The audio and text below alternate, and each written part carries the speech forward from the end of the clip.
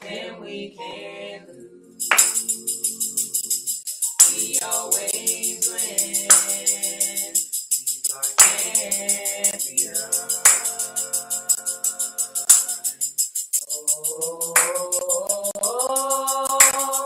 You are the awesome God. There is none like Him. With Him we He's our champion. With Him we can lose. We always win. He's our champion.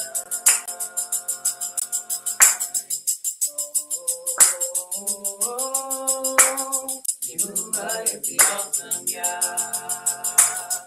There is none like Him. With Him we win. He's our champion. With Him we can lose. We always win. He's our champion.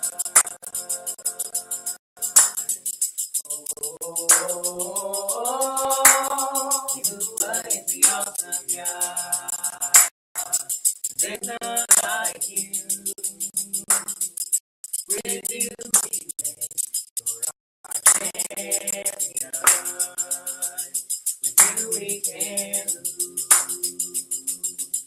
We always win. You're our champion.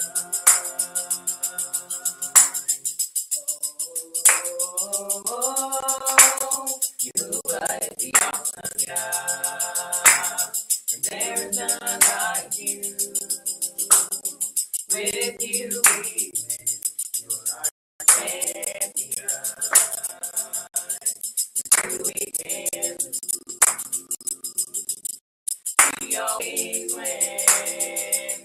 You're our champion.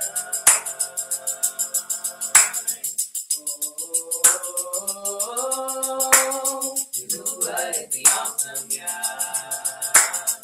And there is none like You. With You we win. You're our champion. With You we can lose. We always win. You're our champion.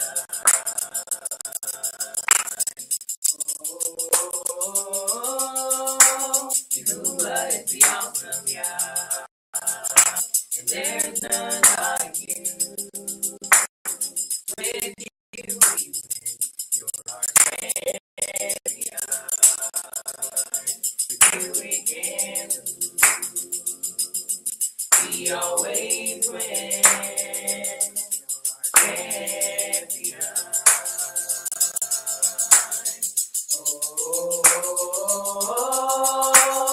You are the awesome God. And there is none like You. With You we win. You're our champion. With You we can lose. We always win. You're our champion.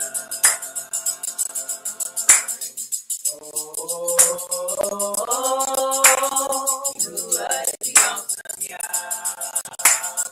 And there is none like You. With You we win. You're our champion. With You we can lose. We always win. You're our champion.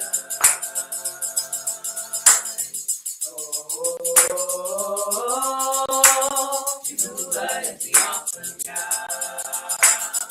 And there is none like You. With You we win.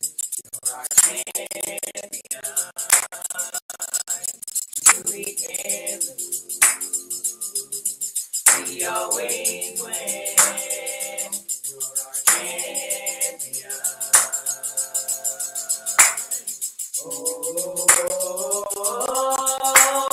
You are the awesome God. And there's none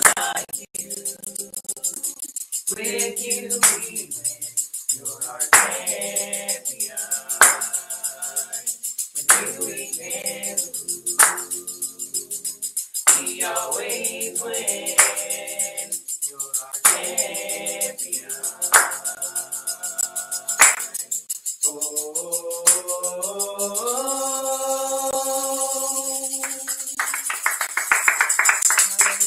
Hallelujah, hallelujah, hallelujah.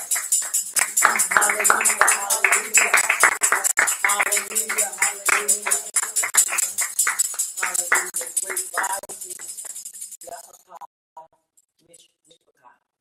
Great rising this morning in our Yom Shabbat, a day of rest, a day that we come to learn in our time of resting. Let us begin this morning with the Baruch of the Torah. Repeat with me. Baruch Yahuwah. Baruch Yahuwah. The Baruch one. The Baruch one. Baruch is Yahuwah. Baruch is Yahuwah. The Baruch one. The Baruch one. For all eternity. For all eternity. Baruch atah. Baruch atah. Yahuwah. Yahuwah. Our supreme one. Our supreme one. King of the universe. King of the universe. Who selected us from all the peoples. Who selected us from all the peoples. And gave us his Torah. And gave us his Torah. Baruch atah. Baruch atah. Yahuwah. Yahuwah. Giver of the Torah. Giver of the Torah. And it is so. And it is so. Baruch atah. Baruch atah. Yahuwah. Yahuwah. Our supreme one. Our supreme one. King of the universe. King of the universe. Who gave us the Torah of truth. Who gave us the Torah of truth. And implanted eternal life within us. And implanted eternal life within us. Baruch atah. Baruch atah. Yahuwah. Yahuwah. Giver of the Torah. Giver of the Torah. And it is so. And it is so. And it is so. Now we're going to have the reading of the Ten Commandments, coming from Devarim chapter 5, starting with verse 6, all the way to verse 20. And Apostle Brown is going to read that for us at this time. Excuse me. Aleph, I am Yahuwah, your power, which brought you out of the land of Mitzrayim from the bed of slavery. Bet, you shall have no other power before me. You shall not make you any graven image or any likeness of anything that is in Shemayim above, or that is in the earth beneath, or that is in the Mayim beneath the earth. You shall not bow down yourself unto them nor serve them. For I, Yahuwah, your power, am a jealous power, visiting the iniquity of their vote upon the children of the third and the fourth generation of them that hate me, and showing mercy unto thousands of them that love me and keep my commandments. Gimel, you shall not take the name of Yahuwah, your power, and falsify it. For Yahuwah will not hold him guiltless that takes his name and empties it. Dalet, guard the Sabbath day to set it apart, as Yahuwah your power has commanded you. 6 days shall you labor and do all your work, but the seventh day is the Sabbath of Yahuwah your power. In it you shall not do any work, you nor your son, nor your daughter, nor your manservant, nor your maidservant, nor your ox, nor your ass, nor any of your cattle, nor your foreigner that's within your gates, that your manservant and your maidservant may rest as well as you. Excuse me. And remember that you were a servant in the land of Mitzrayim, and that Yahuwah your power brought you out of there through a mighty hand and by a stretched out arm. Therefore Yahuwah your power commanded you to keep the Sabbath day. Hey, honor your father and your mother, as Yahuwah your power has commanded you, that your days may be prolonged and that it may go well with you in the land which Yahuwah your power is about to give you. Vav, you shall not murder. Zain, neither shall you commit adultery. Het, neither shall you steal. Tet, neither shall you bear false witness against your neighbor. Yud, neither shall you desire your neighbor's wife, neither shall you covet your neighbor's bed, his field, or his manservant, or his maidservant, his ox, or his ass, or anything that is your neighbor's. These words Yahuwah spoke unto all your assembly in the mount, out of the midst of the fire, of the cloud, and of the thick darkness, with a great voice, and he added no more. And he wrote them in 2 tables of stone, and delivered them unto me. It is so. It is so. Now, as we turn our attention to the book of Yahushua, the son of Nun, chapter 1, verses 7 and 8, we're going to read verse 7, and then we're going to recite verse 8 together. Verse 7 says, only be you strong and very courageous, that you may observe to do according excuse me, to all the Torah which Moshe my servant commanded you. Turn not from it to the right hand or to the left, that you may prosper wherever you go. Verse 8, as I have tailored it to fit a time of our personal confession at this time, let us recite this together. I will not let this book of the Torah depart from my mouth. But I shall meditate in it. Day and night. So that I may observe to do. According to all that is written in it. But then I shall shall make my way prosperous. Then I shall make my way prosperous. And act wisely. And act wisely. And act wisely. And act Now wisely. look at your neighbor and tell your neighbor, you shall act wisely. And you shall act wisely. Excuse me, look at your other neighbor and tell your other neighbor, and you shall act wisely. And you shall act wisely. Now take your hand and place it over your heart and say, Abba Yahuwah, Abba Yahuwah, I shall act wisely. I shall act Come on, wisely. I shall act wisely. I shall act One more wisely. time, I shall act wisely. I shall act wisely. And it is so. And it is so. We shall act wisely. We shall be the example of the children of power, for that's who we are. And we don't want to ever, ever, ever misrepresent Abba Yahuwah. So it's important that we remember that. And if we follow the instructions of Abba Yahuwah, it will do well with us. Once again, we do thank Abba Yahuwah for another Sabbath rest. At this time, let us have another song, please.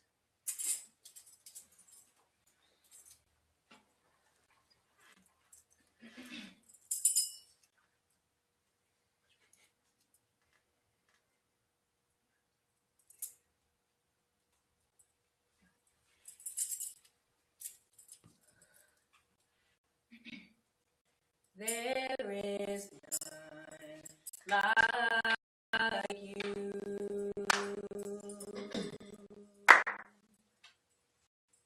No one else can touch my heart like you do.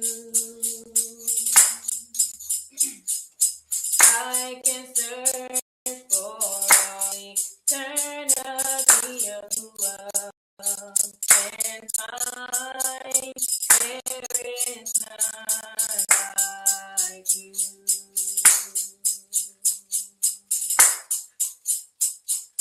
There is none like you. No one else can touch my heart. No one else can touch my heart like you do. I can search for all eternity of love, and I can find there is none like you. There is none, there is none like you. No one else can touch my heart. No one else can touch my heart like you do. I can search for all eternity of Yahuwah, and find there is none like you. There is none, oh no, there is none like you. No one else can touch my heart. No one else can touch my heart like you do. I can search for all eternity of Yahuwah, and find there is none like you. There is none, no, there is none like you. No one else can touch my heart. No one else can touch my heart like you do. I can search for all eternity of Yahuwah, and find there is none like you. There is none, oh no, there is none like you. No one else can touch my heart. No one else can touch my heart like you do. I can search for all eternity of Yahuwah, and find there is none like you. There is none, there is none like you. No one else can touch my heart. No one else can touch my heart like you do. I can search for all eternity and find there is none like you. There is none, there is none like you. No one else can touch my heart. No one else can touch my heart like you do. I can search for all eternity and find there is none like you. There is none, oh no, there is none like you. No one else can touch my heart. No one else can touch my heart like you do. I can search for all eternity and find there is none like you. There is none, oh no, there is none like you. No one else can touch my heart. No one else can touch my heart like you do. I can search for all eternity and find there is none like you. There is none, there is none like you. No one else can touch my heart. No one else can touch my heart like you do. I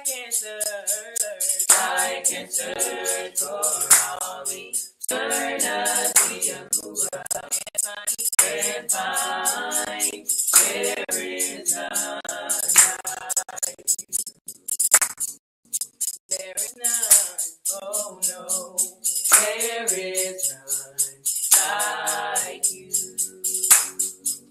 No one else can touch my heart. No one else can touch my heart like you do. I can search for all eternity and find there is none like you. There is none, there is none like you. No one else can touch my heart. No one else can touch my heart like you do. I can search for all eternity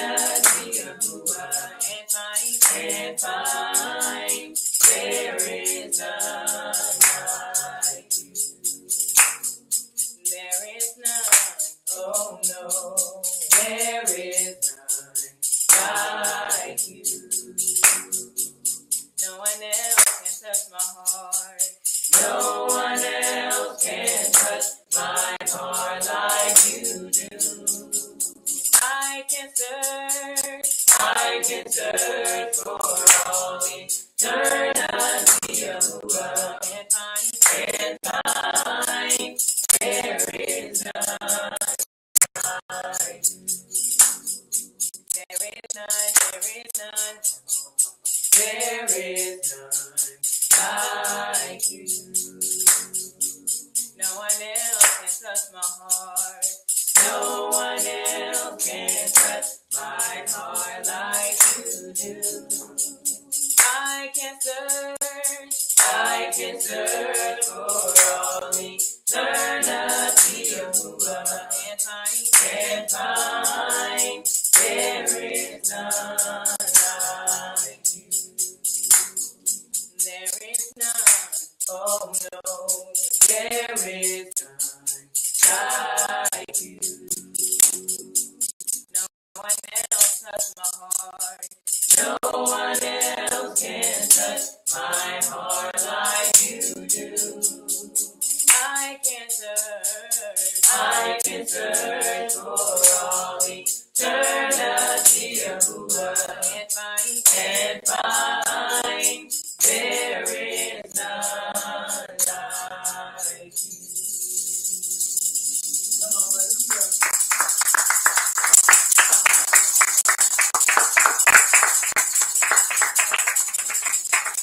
hallelujah, hallelujah, hallelujah, hallelujah. As we give them esteem and great praise on this Sabbath morning, we will be reading from Deuteronomy chapter 6, verses 1 through 14. These are the commandments, the statutes, and the judgments which Yahuwah your power commanded to teach you, that you might do them in the land where you are going to enter and possess it, that you might fear Yahuwah your power, to keep all his statutes and his commandments, which I command you, you and your son and your grandson, all the days of your life, and that your days may be prolonged.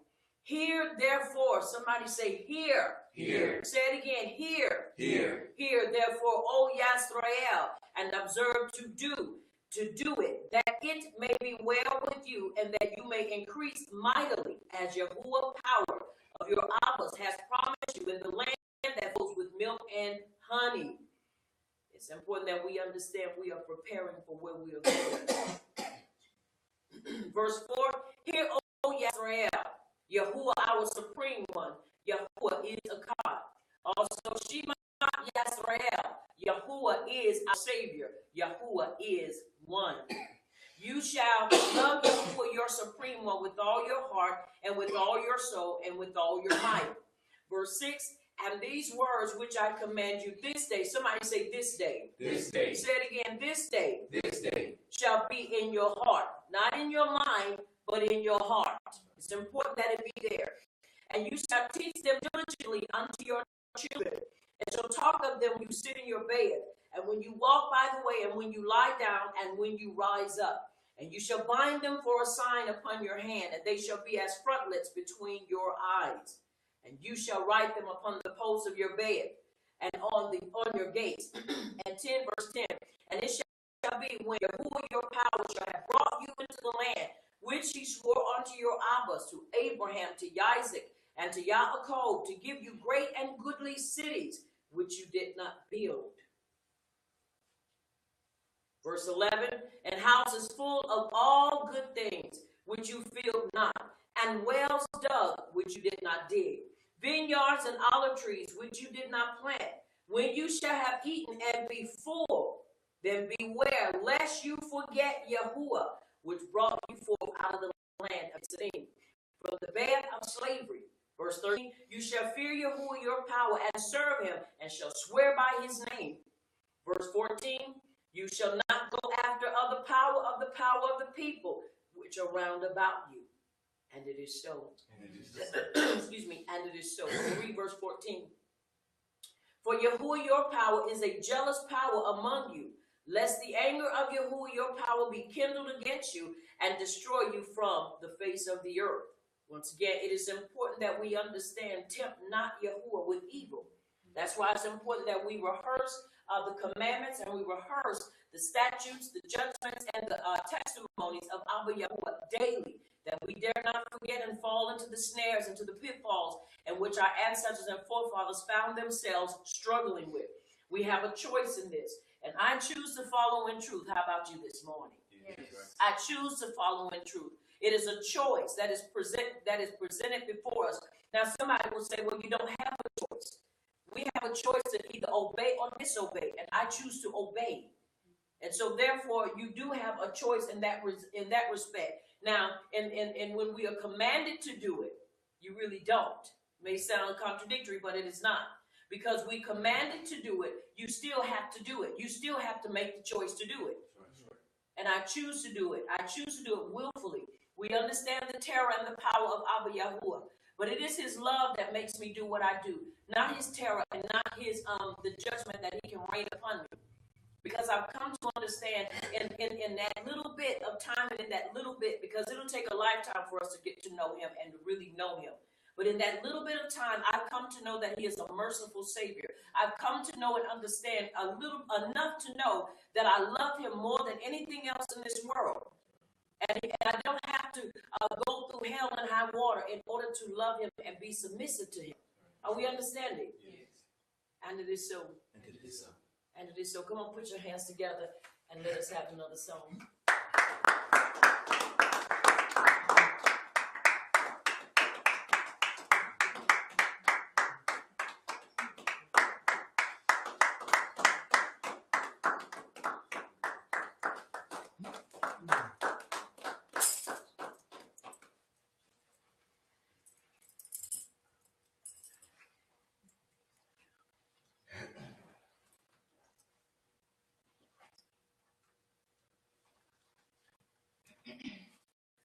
This is the day, this is the day that Yahuwah has made, that Yahuwah has made.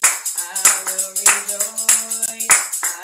rejoice and be glad in him, and be glad in him. This is the day that Yahuwah has made. I will rejoice and be glad in him. This is the day that Yahuwah has made. This is the day, come on. This is the day that Yahuwah has made, that Yahuwah has made.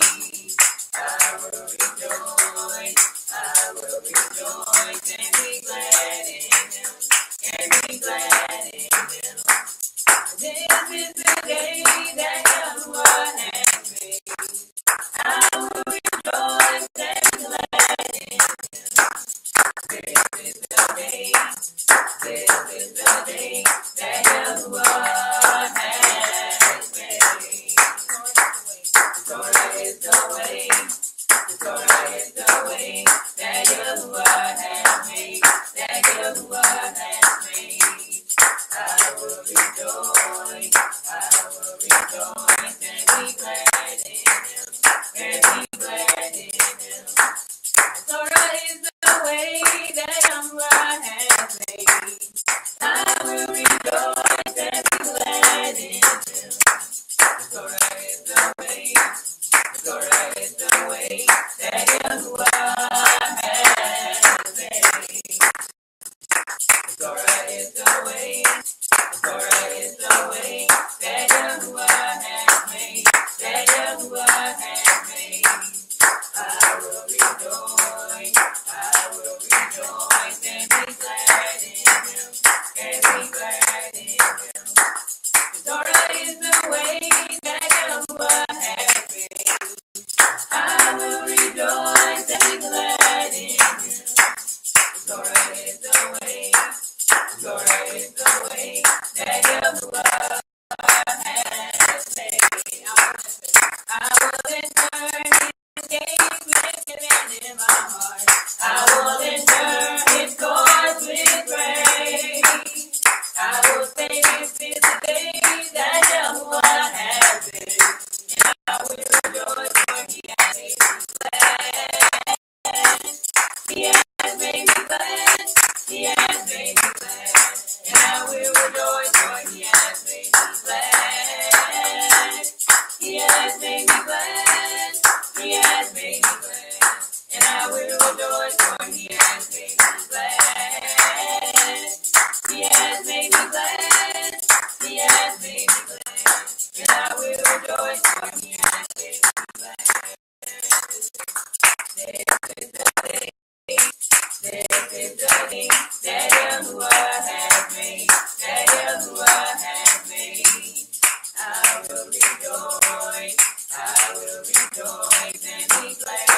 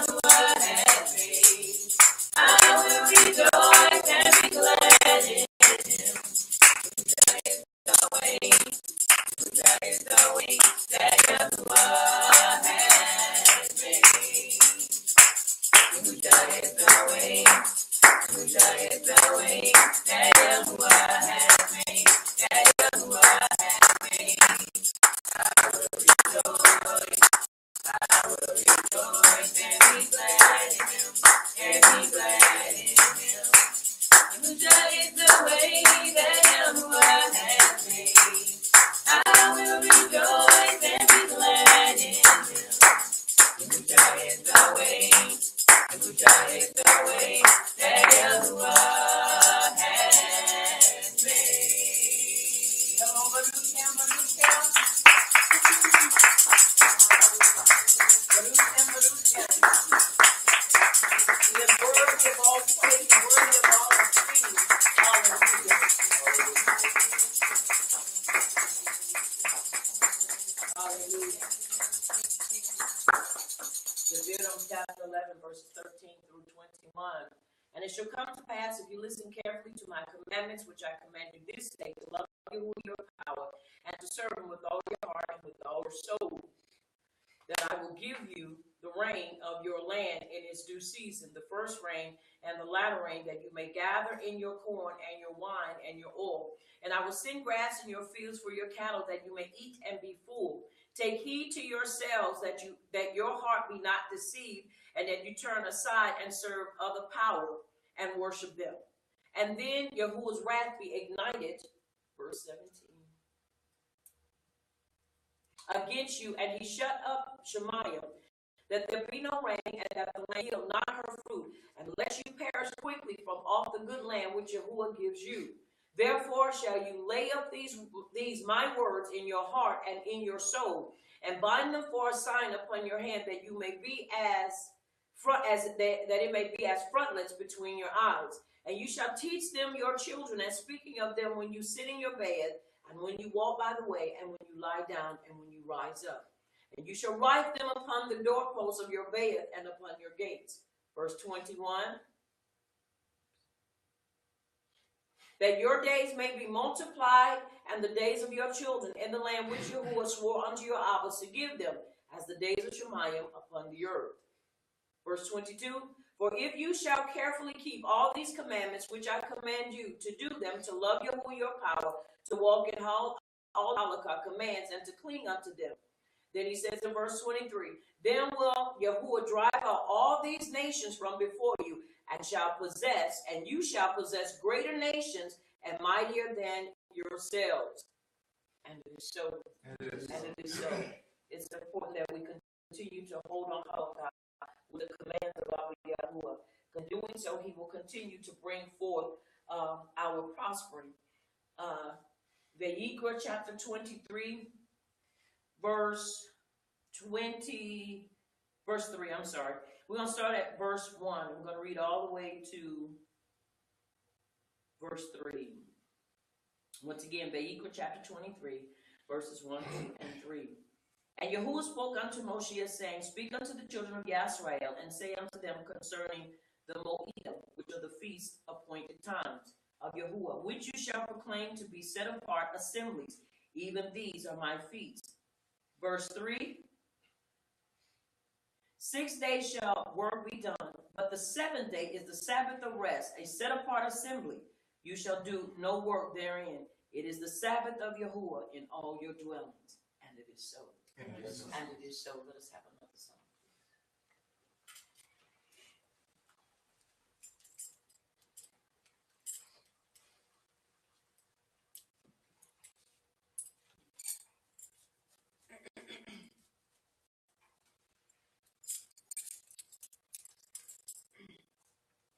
Falling in love with Yahuwah.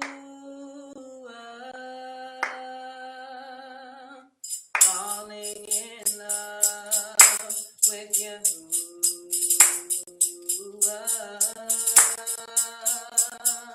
Falling in love with Yahuwah. It was the best thing I ever done.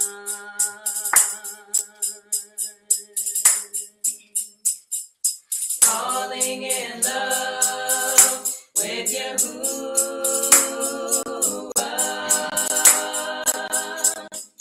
Falling in love with Yahuwah.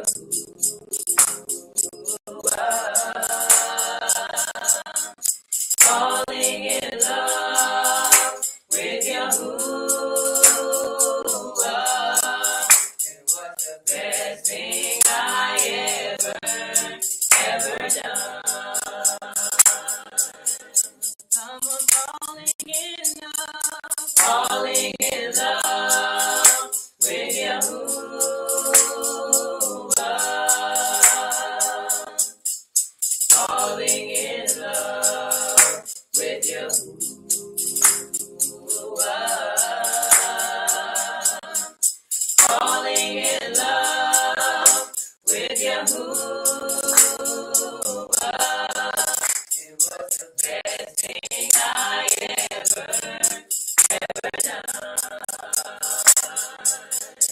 Oh, in His arms, I feel protected. In His arms, I feel protected.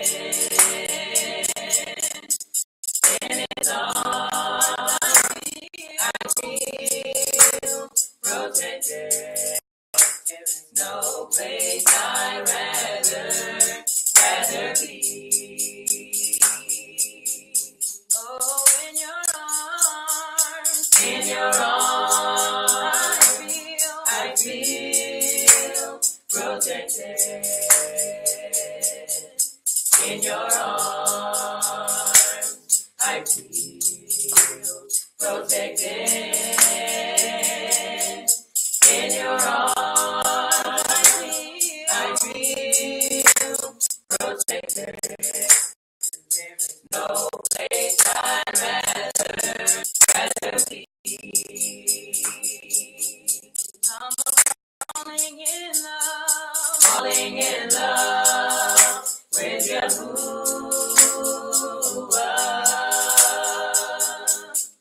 Falling in love with Yahuwah. Falling in love with Yahuwah.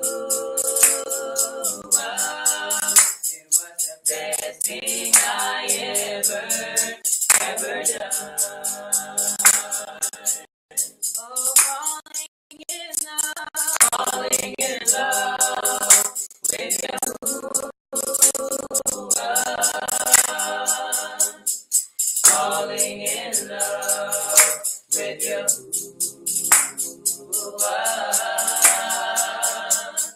Falling in love with Yahuwah. It was the best thing I ever done. Oh, in your arms, I feel protected.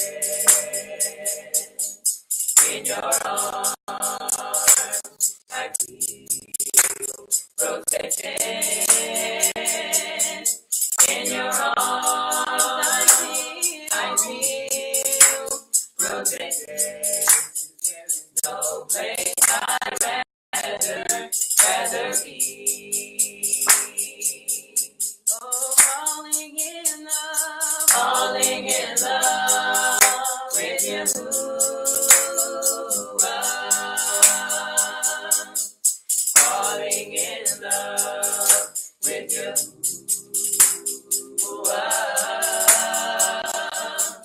Falling in love with Yahuwah. It was the best thing I ever done. Oh, falling in love with Yahuwah. Falling in love with Yahuwah. Falling in love with Yahuwah.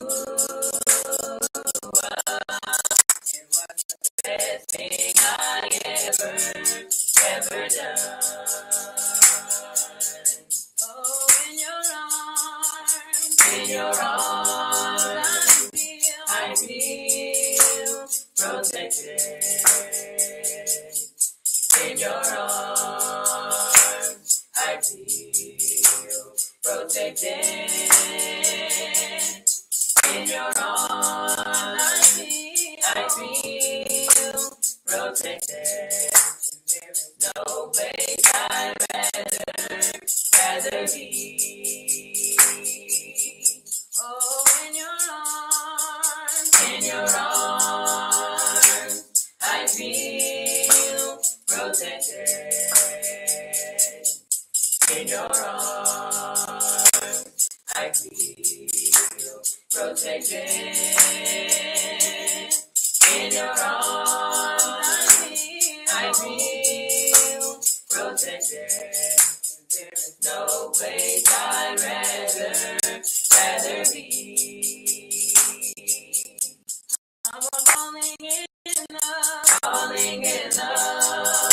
with Yahuwah, falling in love with Yahuwah,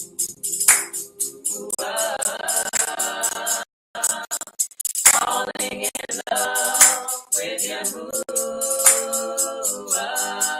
It was the best thing I ever done.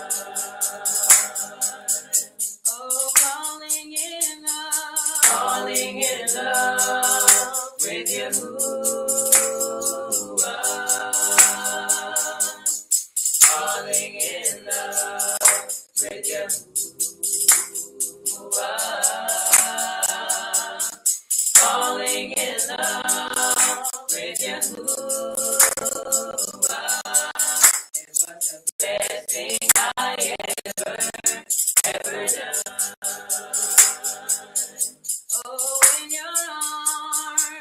your arms, I feel protected.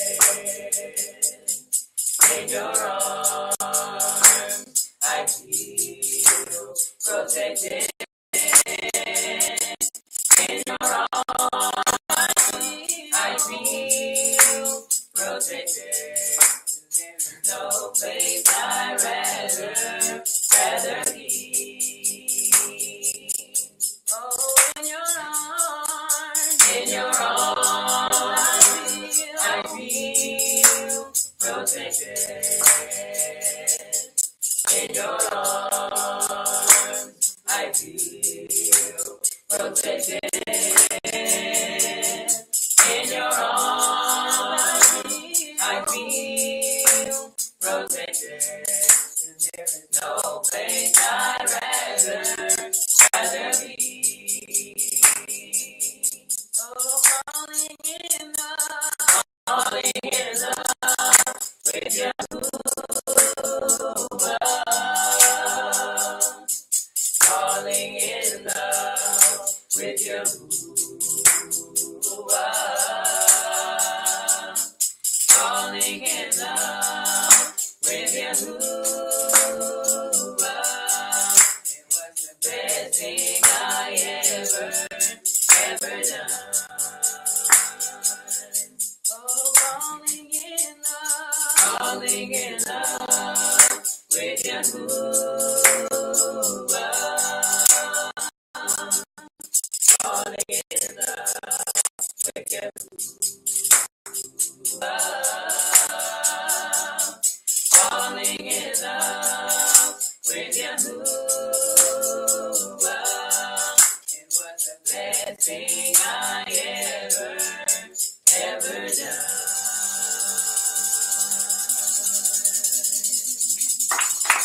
Hallelujah, hallelujah,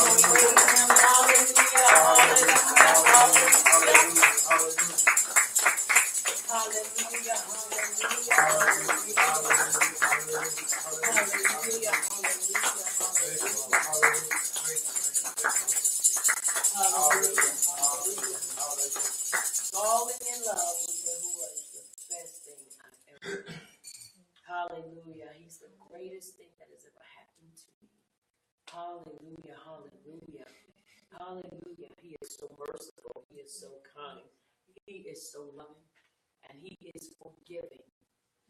He is forgiving. He is awesome in all his ways and all his doings. And I love him so much. There is no law. And there are no instructions against us loving him and becoming emotional about him. Because when you think about your life and you think about the years, whether you're young or mature, that we spend in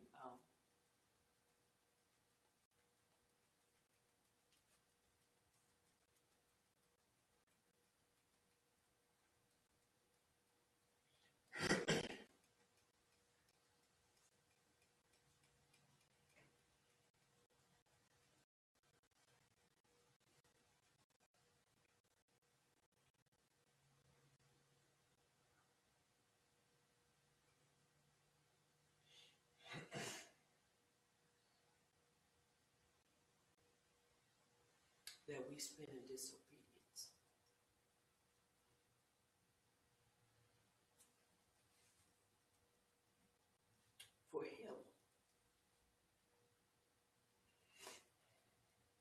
to yet love us enough to be willing to accept our repentance, to be willing to accept us and claim us as children, to be willing to restore us back to our rightful place as his children. How can we not love and serve him with our whole hearts? Knowing that we were deserving to remain cast aside and remain out there, but yet in his love and in his patience and in his kindness, he looked beyond our faults and he saw our need. And when we repented, he accepted it. You know, he doesn't have to accept our repentance. He doesn't have to accept our offerings and our gifts. He doesn't. But I am thankful that he has and that he continues to accept us as his people. I love him just that much. And when I began to think about all that he's done and all that he continues to do, how he continues to preserve us, how he continues to lead and guide us, to make sure that we don't go back. We don't go backwards, that we maintain our consistency moving forward. And when you know what you've done in your life, and you know the secrets and the back doors and all that kind of stuff, and you recognize, when you read in the scripture, and you recognize his mercy and his love, and that he didn't cast us aside, and that he did not reject us utterly, that's enough to make you just cry before him. Because you have to understand, we were not deserving of what he's given unto us. When we look in the scripture, when we see how our forefathers, our ancestors acted, they passed that down to us. And we continue to perpetuate it until truth came. And even some of us rejected truth. I know I did. Until finally one day he got my attention. He didn't stop.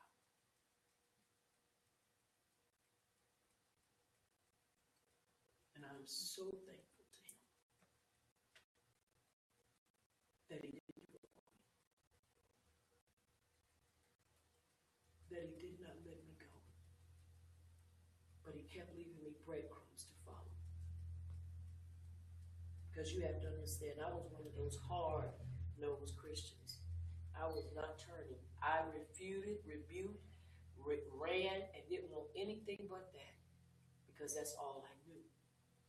But he kept leaving me breadcrumbs, kept leaving me breadcrumbs, kept causing me to walk, and kept causing me to desire. Except Yahuwah draw us. No man can come unto him. And I am thankful that he drew me out of a world of sin and a world of error to bring me into this awesome, wonderful life. A life of shalom and a life of love and truth. Because that's what it's about. Are you hearing me? Yes. That's what it is about. He loves us so much that he was willing to give up his son so that we might live, to live again, and so that we would have access to him. And that's what we have, access unto our Yahuwah. And so I appreciate him this day for wanting to have a relationship with me. In spite of all my flaws, in spite of all my shortcomings, he still desires to have a relationship with me. And that's why I love him. You have to understand, when you fall in love with him, there is nothing like it. Nothing like this. He already loves us. He doesn't have to fall in love with us. He already loves us. That's why he extended his mercy and continues to extend his hand to us. And so we love him and we appreciate him. I do. And I do get emotional when I think about him, how good he is and how awesome he is. I do, because I love him just that much. I appreciate him for bringing me into this truth. And it is so. Yes. And it is so. Mishlei 15:8, the sacrifice of the wicked is an abomination, hateful and exceedingly offensive unto you, Abba Yahuwah. But the prayer of the upright is your delight. Mishlei 3:4, so shall you find good understanding and high esteem in the sight of judgment of Yahuwah and man. And it is so. It is so. Tehillim 34:15, the eyes of Yahuwah are upon the upright, and his ears are open unto our cry. Verse 17, the upright cry, and Yahuwah heareth and delivereth them out of all their troubles. He's talking about us. He delivers us out of all our troubles. You not know sin is the greatest trouble in our lives. and we continue to walk in it. Acts 1:8, where you shall receive power after that, the Ruach Kodesh shall come upon you, and you shall be witnesses unto me both in Jerusalem and unto all Judea and Samaria and unto the uttermost parts of the earth. Now, isn't it amazing? Where did he say? In all Judea and in Samaria, the Jeroboamites. We have to be a witness to our brothers and to our Ak and our Cody, and unto the uttermost part of the earth. We're talking about that in class, in the timeline of Yahushua. To heal him 1 and 1. Baruch is the man that walketh not in the counsel of the unjust, nor standeth in the way of sinners, nor sitteth in the seat of the scornful, but his delight is in the law of Abba Yahuwah. Abraham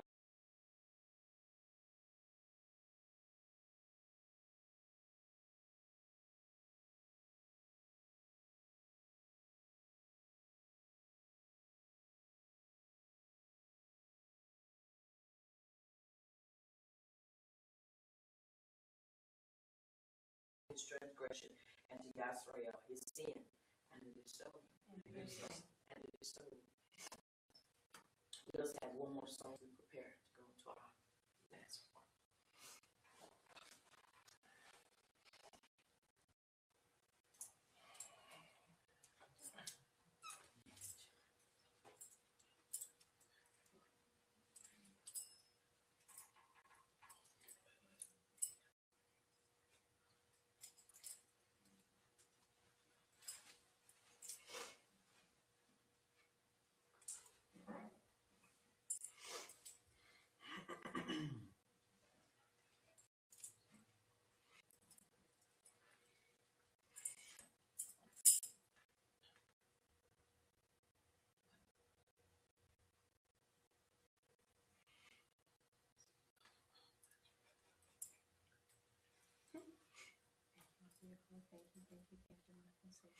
Thank you. Hallelujah. Thank you, wonderful Savior. Hallelujah. You have won the victory. Hallelujah. You have won it all for me. Death cannot hold you down. You are the risen King, seated in majesty. You are the risen King.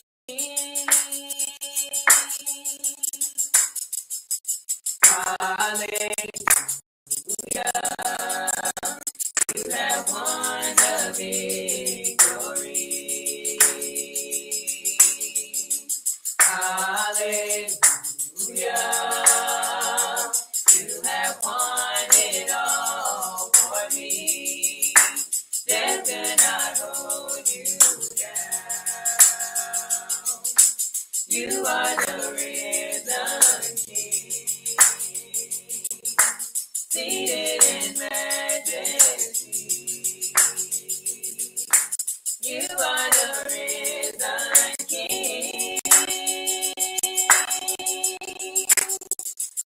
Hallelujah. You have won the victory. Hallelujah. You have won it all for me. Death cannot hold you down. You are the risen King, seated in majesty. You are the risen King. Hallelujah. You have won the victory.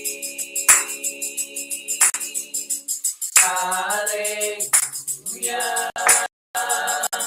You have won it all for me. Death cannot hold you down. You are the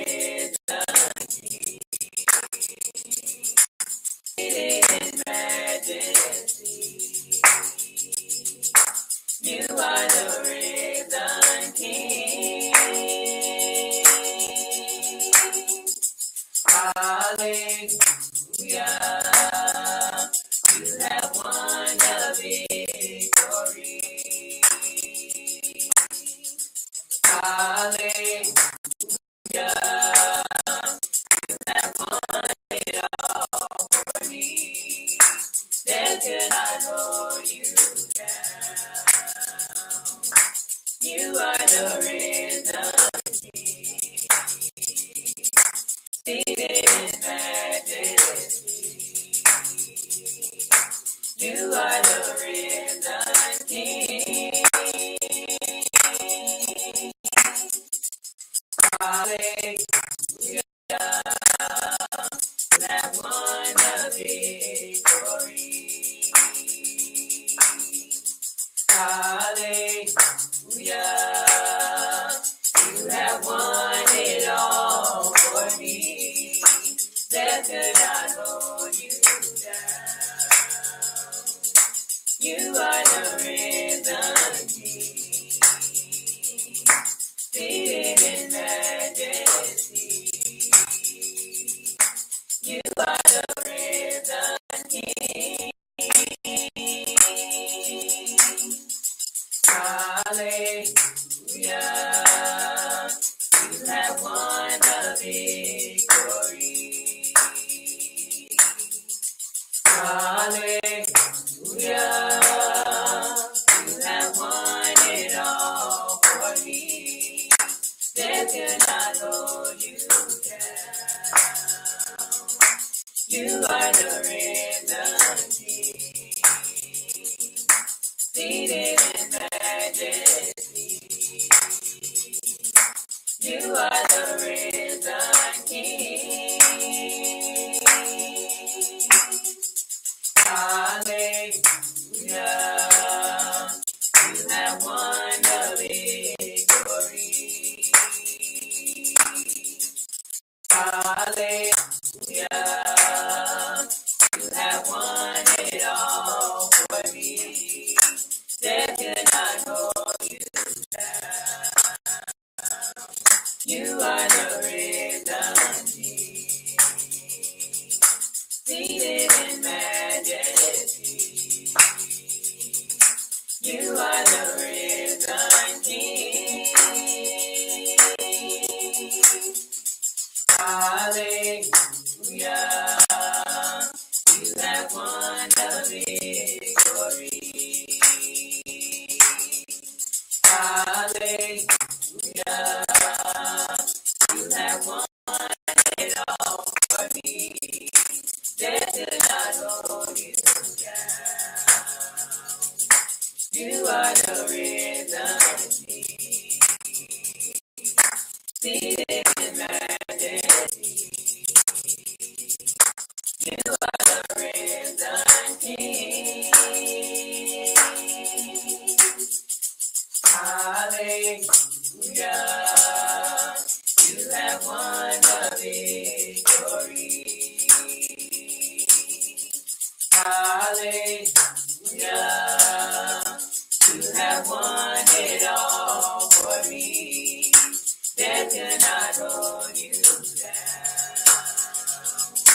You are the risen King. Seated in majesty. You are the risen King.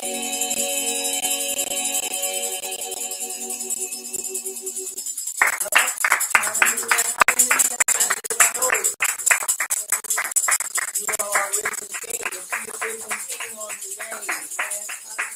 Yes, he is. He is our risen King. We love him. We appreciate him. Yehukin and Aleph, chapter 5, verse 4 and 5. But whatsoever is born of Yahuwah overcometh the world, and this is the victory that overcometh the world, even our belief. Who is he that overcometh the world, but he that believeth that Yahushua is the son of Yahuwah? Yehukin and Aleph, chapter 2, verse 5 and 6. But whoever keeps his word, truly the love of Yahuwah is perfected in him. By this we know that we are in him. Verse 6, he who says he abides in him ought himself also to walk just as he walked. Verse 17, and the world passes away and the lust thereof, but he that doeth the will of Yahuwah abideth forever. Somebody say abideth forever. Abideth forever. Say it again, abideth forever. Abideth forever. Abideth forever. Let us recite this together. Abba Yahuwah. Abba Yahuwah. In the name of Yahusha. In the name of Yahusha. Our Mashiach. Our Mashiach. We subdue ignorance. We subdue ignorance. With Torah knowledge. With Torah knowledge. And through this knowledge. And through this knowledge. Of Torah truth. Of Torah truth. We claim healing. We claim healing. Shalom. Shalom. Deliverance. Deliverance. And salvation. And salvation. We decree. We decree. Torah truth. Torah truth. In the lives of your people. In the lives of your people. Our people. Our people. Yasrael. Yasrael. We unite. We unite. Not to fight. Not to fight. Each other. Each other. Each other. Each other. But the enemy. But the enemy. Of our belief. Of our belief. But the enemy. But the enemy. Of our belief. Of our belief. We've come together this night. These days. Our last recitation as we prepare to move forward. Let us bow at this place before our King. And let us recite this together.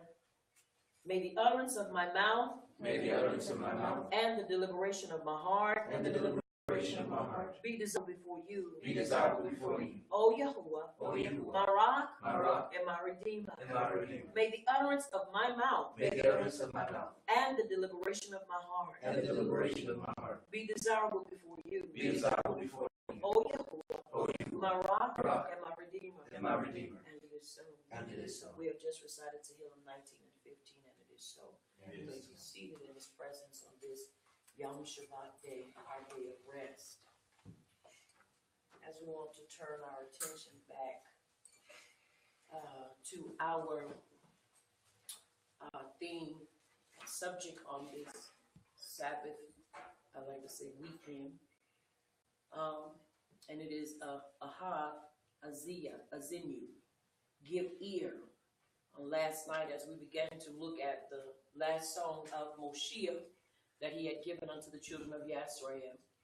And in that song had some very powerful words and powerful lines in it, where Yahuwah was reminding the children of Yasrael how to conduct themselves. And even after they had conducted themselves in a very horrible and abnormal way, and how he decreed unto them that he would push them out of his presence, and that he would push them out of his sight, and that he would not remember them. And so, as a reminder, and just as a follow-up, it is important that we understand everything that our ancestors and forefathers did was by choice. We're given a choice to either live right or live wrong. And somebody said, but what choice is that? You can either follow your own volition in your own heart, or you can follow the instructions and the guidance of the Torah of Abba Yahuwah, and allow your heart to be changed so that you can follow in his ways and follow in his path that he has orchestrated and constructed for us as people. Once again, it's important, and I believe I'm a stickler to teaching and to learning. And I believe that if we're going to truly follow him in the manner that we should, then we need to make sure we're sitting or that we're listening to the right information. You can't be a NASCAR driver and you watching somebody that just drives regularly. They don't know how to drive. We're talking about if you go get out there on that track, you need to have somebody that's teaching you how to drive fast and drive professionally and drive safely. See, they're not just driving recklessly and driving fast and recklessly. They're driving fast, but they're driving fast and they know how to drive fast, and they know how to maintain, and they know how to shift, they know how to go fast, they know how to slow it down in them turns, they know how to drive. Are you understanding me? Yes. So if you're going to do these things, you got to find the right person to teach you how to do so. And if we're going to live by the Torah, we need to make sure that we have that we're sitting under the right tutelage. Now, I know a lot of people don't like to hear that, and they get to a point where they get all frustrated and get all tight by the head because they feel like, well, now I'm in truth.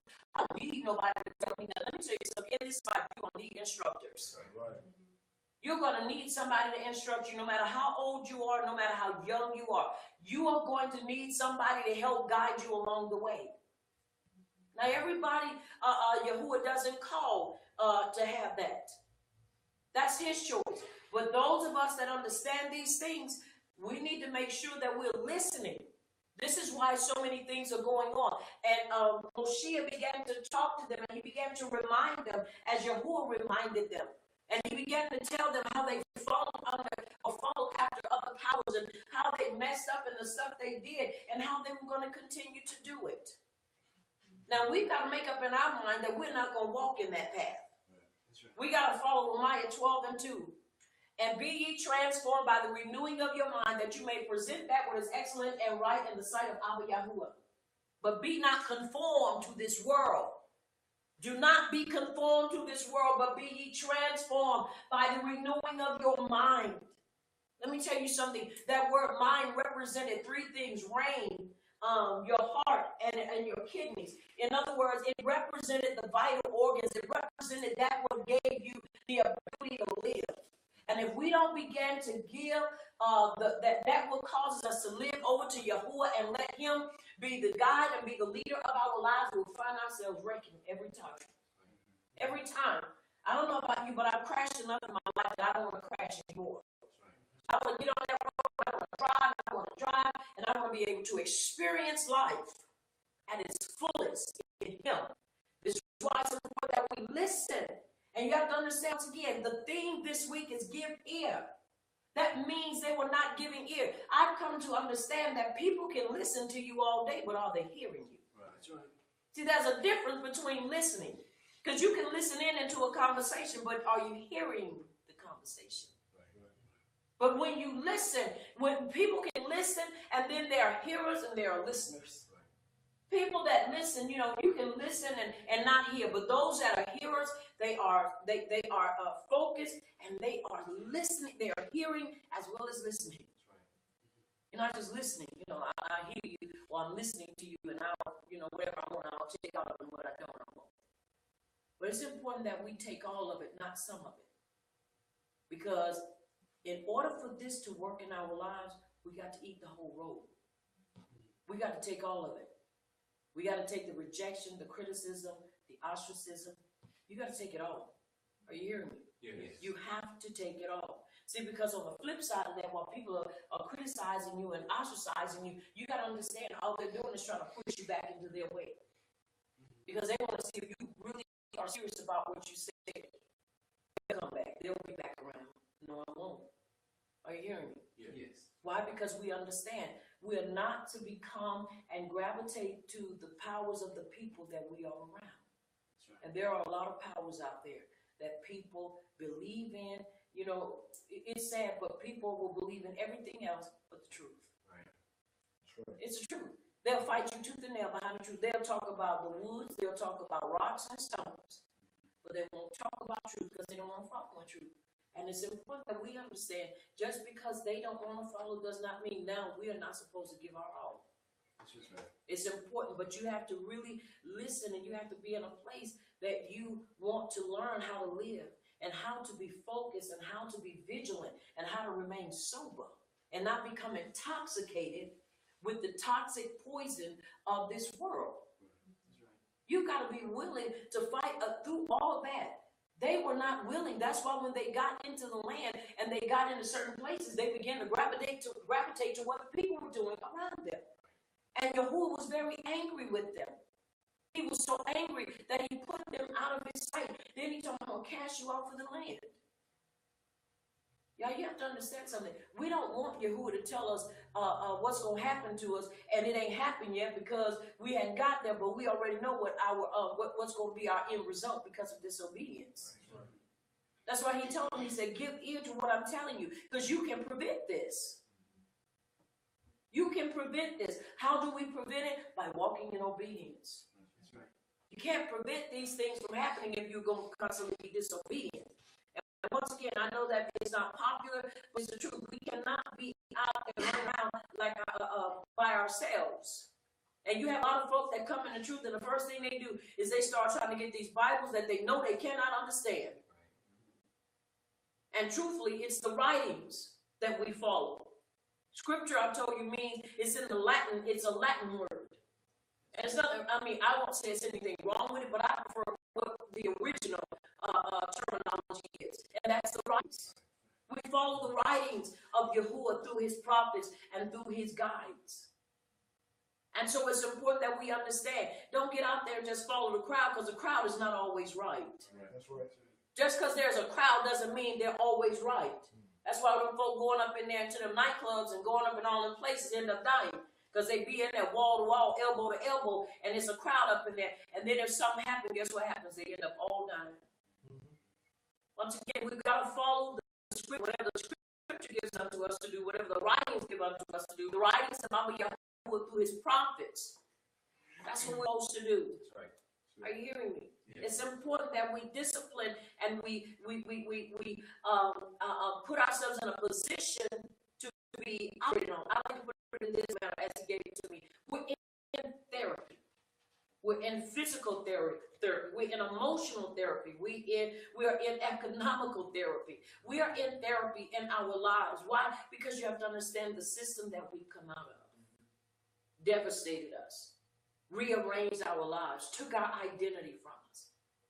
And so now we are getting ourselves back in that position that we were supposed to be in, but we were not taught that way. So now we are coming in and we are positioning ourselves in the proper manner and in the right manner. So it's important that we understand that that is key and that is vital to our livelihood. And our livelihood is dependent upon us following the Torah with all of our heart, all of our mind, and all of our strength. Because if we don't, we won't make it. Are you hearing me? Yes. This is why you got people posting up in all kind of memes. And I've learned to watch people. People like attention getters. If they'll put up one theme and one, and if don't nobody go to that, they'll start fishing for other things. Finally, when they find something that it could be irrelevant to whatever to truth, but if it's what gets people's attention, they'll stick right in there and do it just for the sake of attention. Right. You can't grow just because you're trying to get somebody's attention or you're trying to get a bunch of people to look at you. Right. And you cannot truly help anybody if that's your motive. We've got to be motivated because we understand we are to go after the what? The law, the prostituting sheep of Yisrael. That's right. Those that gave themselves over to other powers after Yahuwah told them not to. You have to understand that thing continued to perpetuate throughout the generations, and it continues to do so. And so this is why he gave them a warning, and that's why I love following a series or a teaching thing, because it shows us how we are to govern our lives and how we're not to govern our lives. Because until we know what they've done and how they did it, we will never know what we're supposed to do and how we're not supposed to do it and how we're supposed to do it. Are you hearing me? Yes. It's important that we understand that. I don't want to make the same mistakes they made. And I have the writings right here that will show me how not to, but yet I refuse to do it because I want to go along with the crowd and just start fighting folks. We unite not to fight each other, That's right. but the enemy of our belief. Yahuwah gave me that when I was sitting in the office just writing. If we don't come together and unite, y'all, how are we going to be able to fight the bigger enemy? Because we're not the enemy. That's right. Even though we have different views and different perspectives, the Torah is still the Torah. Whether I like what it says or not, whether you like what it says or not, it is still the Torah. And we don't have to make excuses and we don't have to defend it. It's supposed to defend us. That's right. We don't have to defend it. That's like you trying to defend the sword. The reason you have the sword is so you can use it to defend yourself. The sword is going to do whatever it is capable of doing. So it's important that we understand that. Are you hearing me on today? Yes. Once again, as we have gathered here on this Yom Shabbat, let us turn our attention to Shemuel Bet, which is 2 Samuel chapter 22, verses 1 through 51. And we can read, let's read 6 verses.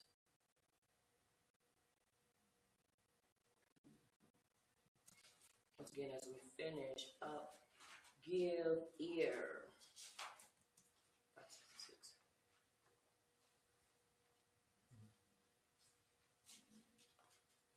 Give ear. All right, let's read 6 verses. Verse 1.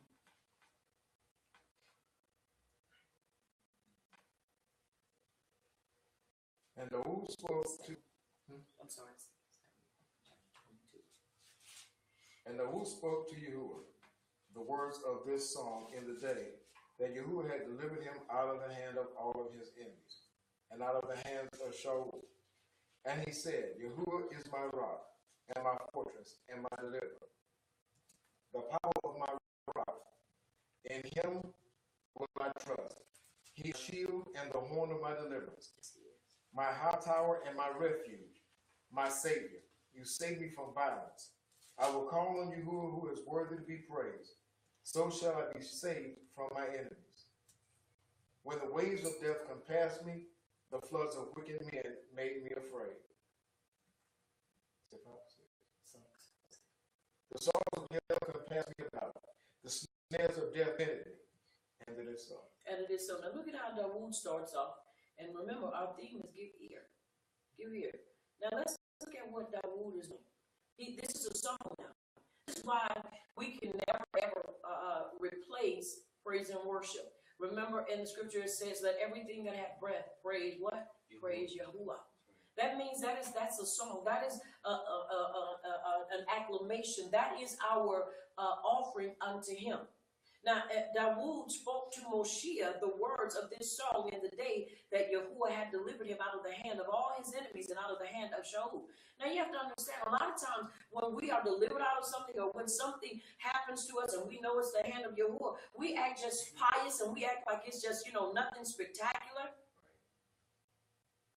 We get excited about what he does. I get excited when I think about all that he's done for me, all that he continues to reveal about himself to me. Right. And what he reveals to me, he allows me to reveal to you what he's revealed to me about himself. Right. That's important. And he said, Yahuwah is my rock and my fortress and my deliverer. He began to use descriptive words about how who Yahuwah is to him. You have to understand, it is the thankful heart that Yahuwah moves upon and moves for. Not the one that sees him do something and then we act all pious and, we act all stuck up and stiff. Like we can't praise him. And he said, Yahuwah is my rock and my fortress and my deliverer. The power of my rock, in him will I what? Trust. He is my shield and the horn of my deliverance, my high tower, my refuge, my Savior. You saved me from violence. He made it known what he saved him from. Now, mind you, he is talking to Yahuwah. How do we talk to him? When I talk to him, letting him know I am passionate about you, Yahuwah. I love you. I appreciate you for keeping me. I appreciate you for when things come my way that seem like sometimes I may not can handle. You're right there to uphold me and lift me up and not let me fall. That's right. Not let me drown. Not let the violence of what men's words or women's words or what they would desire to do to me. You keep me safe from that. Once again, we've got to learn how to appreciate him through our praise. That's right. In our personal time. Now look what he said. I will call on Yahuwah, who is worthy to be praised. So shall I be saved from my enemies. He's worthy to be what? Praised. Say it again. He's worthy to be what? Praised. He's worthy to be praised. That's why we praise him. That's why we show him how much we love him. Because we know if it had not been for him who's on our side, we wouldn't have made it. If it had not been for him who guided us through the night, we wouldn't have made it. Dawood said, he is a lamp, the Torah, a lamp unto my feet and a light unto my pathway. Now you have to understand, when you understand his instructions and you understand what they give to you, you appreciate him and you show it through your praise. Are you hearing me? Yes. See, because we understand where we should be, but we thank him we're not there. We are where we are today because of his mercy and his love. Sure. Once again, he didn't have to accept our repentance, but thank you, Yahuwah, he did. He didn't reject us. Like we rejected him for so many years and all that. He didn't reject us. When the waves of death compassed me, the floods of wicked men made me afraid. They wanted to kill him. The sorrows of hell compassed me about. The snares of death prevented me. You get to a point where you feel like, okay, Yahuwah, if you don't do something for me, what am I going to do? Or in the midst of doing what you're doing, you have so many people coming against you, so much opposition coming against you, that if you are not talking and walking in that relationship with Yahuwah, it'll almost make you faint. Are you hearing me today? Yes. Yes, it will. Because I don't care who we are. I don't care how we think we are above certain things. There are certain things that do come, and if you're not careful, it will try to wear you down and weary you out.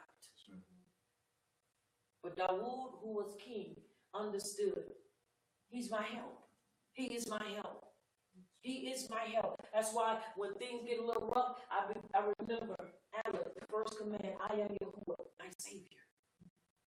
I remember those. I make it a point to have that resonating in my heart. Why? Because I got to always remember, you have to always remember that no matter what happens, he's our Savior. He's here to save us and to bring us out of trouble. Now watch this. Dawood wasn't talking to the congregation. He was talking directly to who? To Yahuwah. This is what Yahusha came to do, to restore that type of relationship so that we could talk to him through Yahusha. Are you hearing me? Yes. I don't know about you, but I don't like wasting time when I'm talking on the phone or talking or texting or whatever. I like to deal with it. Are you hearing me? Yes. You know, some people like to go around Grandma's mountain and all around the road and all back and again like a roller coaster, be all over the place. No, I like to talk and I like to be up front. Are you hearing me? Yes. And Dawood was up front. We have to be up front with Yahuwah because he's given us access to do so. If something is bothering us, then we need to make sure we make it known to him. If something is trying to overwhelm us, then we need to make sure we make it known to him. Are you understanding me? Yes. Because he's the answer to our lives. And we got to know how to approach him. Are you hearing me? Yes. All right, come on, let's read. 7, 8, 9, 10, 11, 12. Verse 7. In my distress, I called upon Yahuwah and cried to my power, and he did hear my voice out of his temple, and my cry entered into his ears. Then the earth shook and trembled. The foundations of Shemaiah moved and shook because he was angry. There went up the smoke out of his nostrils, and fire out of his mouth devoured it. Coals were kindled by it. He bowed the heavens also and came down, and darkness was under his feet. And he rode upon a cherub and did fly. And he was seen upon the wings of wind. And he made darkness pavilions round about him, dark waters and thick clouds in the sky. And it is so. And it is so. Now look at the description he's giving. He's saying he was angry and he shook. He shook it. Even when you read in Tehillim 63, chapter 63, 1 through 11, and Dawood is up early in the morning and he's praying. That's our early morning scripture for our prayer time. Every Yom Shalishi day 3 and every Yom Kamishi day 5 at 5 a.m. when we wake up. Tehillim chapter 63 verses 1 through 11. And Dawood says, early in the morning will I seek thee. And in the latter verse, that 11th verse, when he talks about being the king and how those that see him will see the beauty and those of his enemies will be destroyed. You have to understand, we don't have to fight our enemies because he's going to fight them for us. What Yahuwah wants us to do is focus on our relationship with him. That's right. That's why we've got to renew our minds. We can't be combative. We can't go out there saying, I'm going to fight you because you fight me.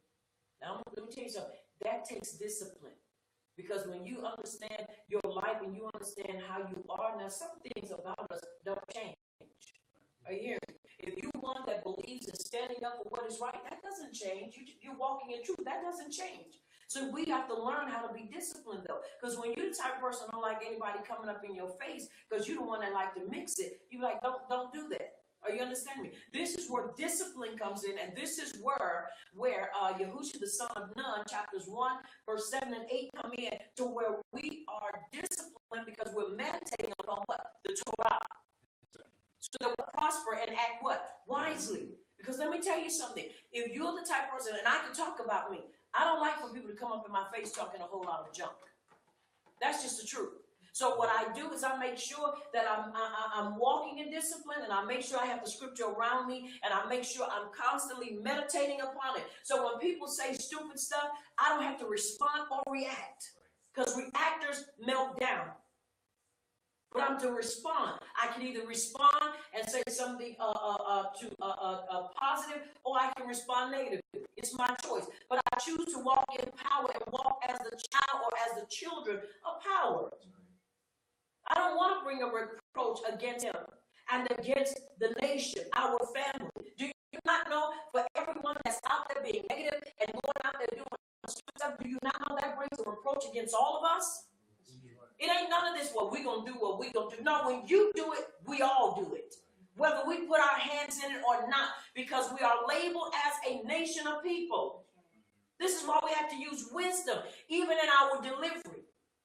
I heard somebody say, I can't get with the delivery. And then somebody said, well, if it's the word, it's the word. You don't want nobody shoving no food down your face. You don't know waiter coming to your table saying, here's your food, slamming it in your face.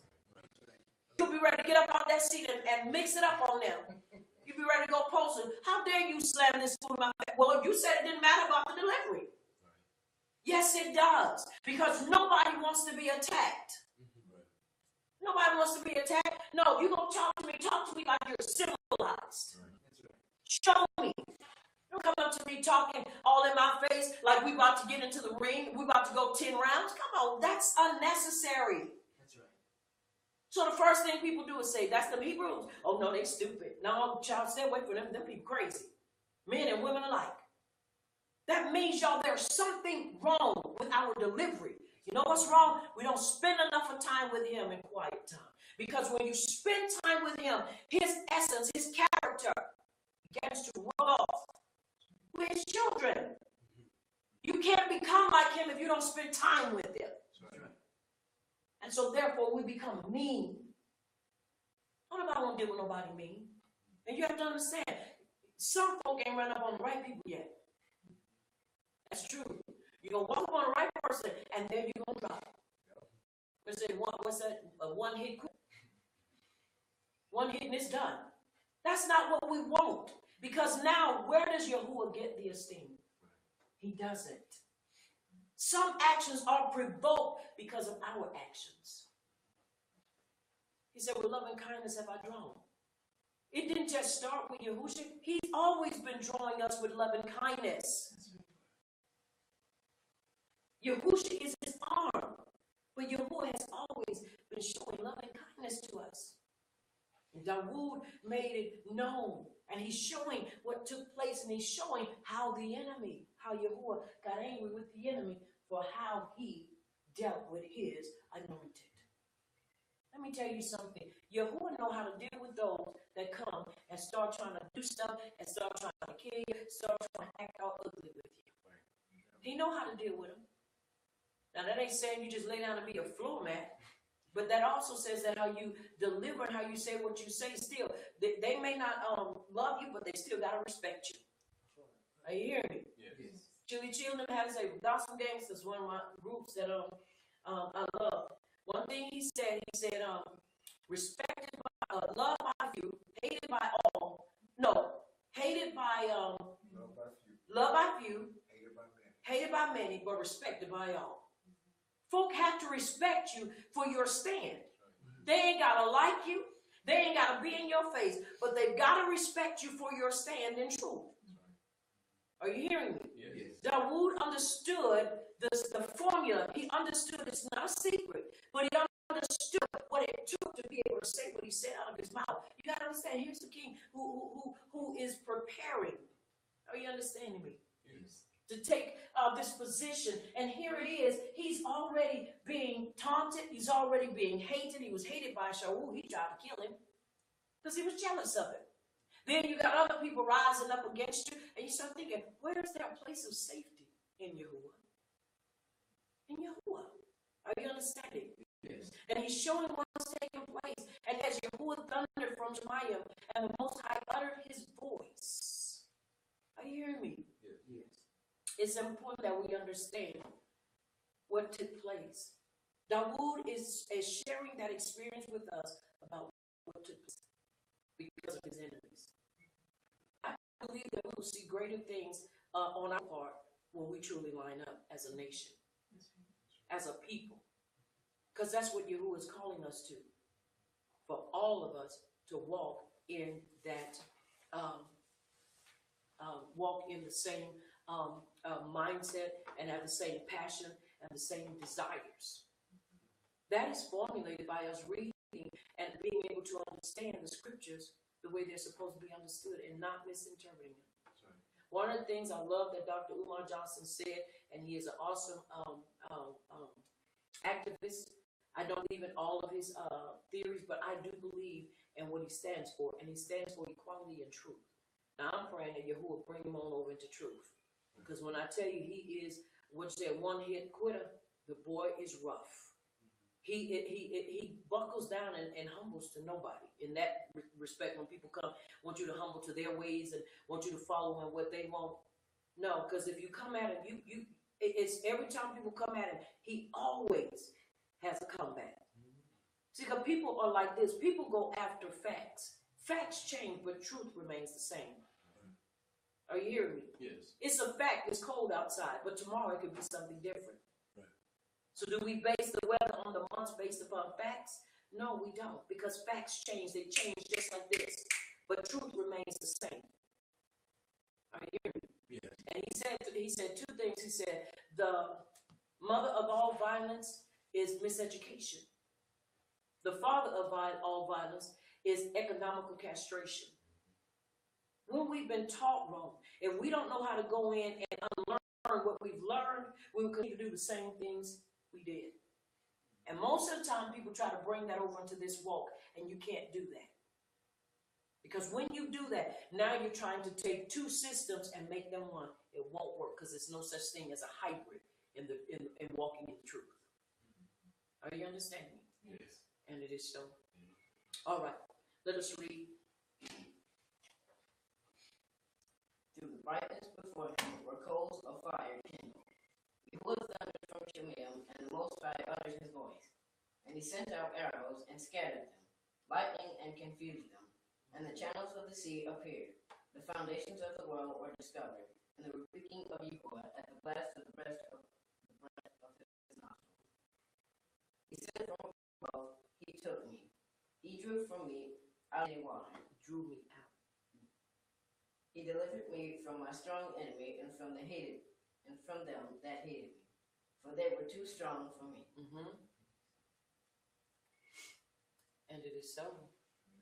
And it is so. Now look what it says. He said, and the channels of the sea appeared, the foundations of the water were discovered.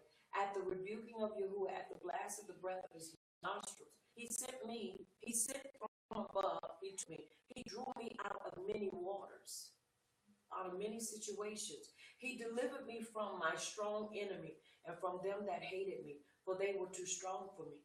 You have to understand, there are times that things and people and situations are just too strong for us.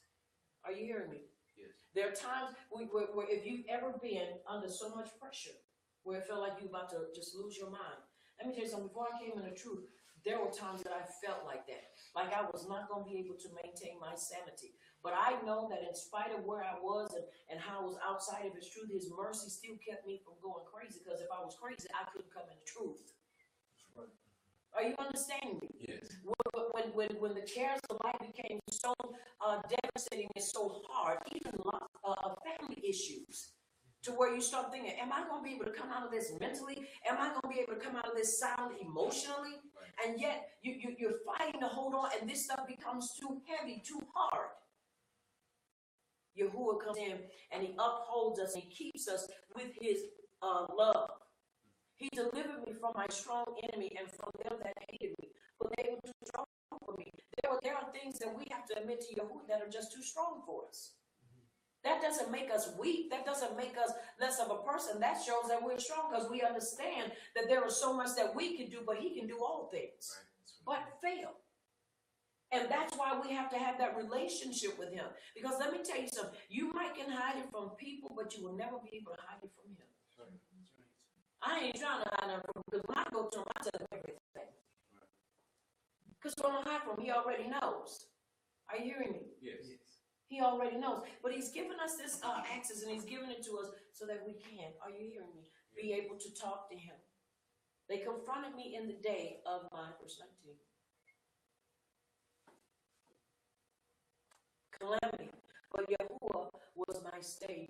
Have you ever noticed that trouble and stuff that is really frustrating and hard to come back when you're already dealing with something?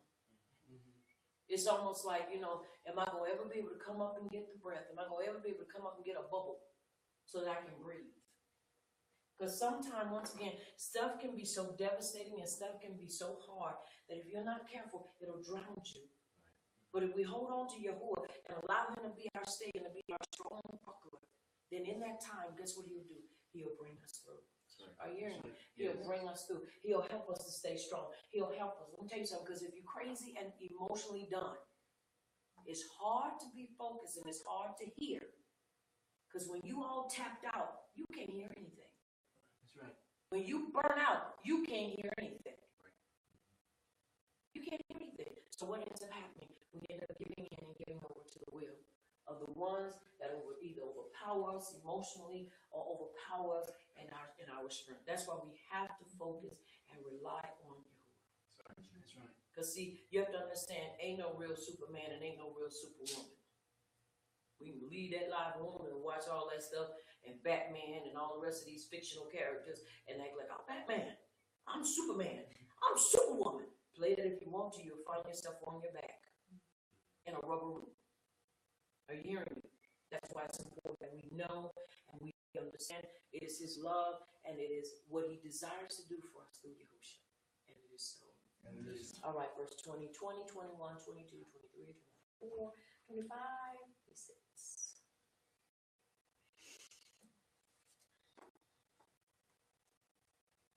He brought me forth also into a large place. He delivered me because he delighted in me. Yahuwah rewarded me according to my righteousness, according to the cleanness of my hands, as he recompensed me. For I have kept the ways of Yahuwah, and have not wickedly departed from my power. For all his judgments were before me, and as for his statutes, I did not depart from them. I was also upright before him, and have kept myself from iniquity. Therefore, Yahuwah has recompensed me according to my righteousness, according to my cleanness in his eyesight. With the merciful, you will show yourself merciful, and with the upright man, you will show yourself upright. And it is so. And it is so. Now look at the pattern. Once again, this is a song. This is a song. He brought me forth to a large place. He delivered me because he delighted in me. Do we not want Yahuwah to delight in us? Yes, yes. I want him to delight in me. I want him to delight in everything that I do, everything that I say. That's why one of the number one things, I love that scripture, Tehillim 19, I believe it is 19 and 15, where he said, let the words of my mouth and the meditation of my heart be acceptable in thy sight, O Yahuwah, my rock, my rock and my redeemer. Do you not know whatever you meditate in your heart becomes the action of your life? So if I meditate upon wanting to be upright in Yahuwah, guess what? That's going to be the actions of my life to make sure that I'm doing everything I'm supposed to do so that I can be upright in his sight. That's right. Dawood says, he brought me also into a large place. He delivered me because he delighted in me. 21, Yahuwah rewarded me according to my uprightness, according to the cleanness of my hands has he recompensed me. Say clean is through the Torah. Because that's the only thing he recognized to show that we are clean. It doesn't matter what other people do and how they do it. Unless we walk in that manner, we're not clean. That's right. See, the church tries to tell us if you wear skirts dragging the flow and you wear, and I don't have anything against wearing wraps because I wear my hair wrap, but I don't wear because, number one, because man says I have to. I wear it because I want to. That's right. Are you hearing me? But Christianity said, women have to go through all these changes and even men in order to show that you're Kaddish. You have to go through all these changes when all Yahuwah says, follow my instructions. They create their own law or their own instructions to make them be Kaddish in the eyes of Christianity. The only way you're going to be clean and the only way your hands are going to be clean and you're going to be pure before him is following after his instructions, and that's the Torah. That's right. Are you hearing me? Now look what he said in verse 22. For I have kept the ways of Yahuwah, kept his ways, meaning the Torah, and have not wickedly departed from my power. He didn't leave from the power. In other words, he didn't leave from Yahuwah. He maintained his consistency walking with him. For all his judgments were before me. And as for his statutes, I did not understand judgments. His judgments are before us. His statutes are before us. In other words, what he expects of us as his people, what he asks his people is before us. No excuse. The only excuse we got to put up is a lie. Well, it's too hard. I can't do that. You can do everything else. We can skirt tail around everything else. We will work on people's jobs no matter how much they dislike us. You will go to a grocery store no matter how much business is there. Y'all know we'll do. We'll stand in them lines at Walmart, and it'll be a billion people. We will be complaining all day long and go out of that pay for it and be like, it's so stupid. Well, I got to come back next week. Y'all know we do it all the time. For those of us that do it. Are you hearing me? Yeah. I'm looking for the day where I don't have to go to the grocery store at all. I can go outside and go into my shed and get what I need. Are you understanding? But until then, I still got to use wisdom.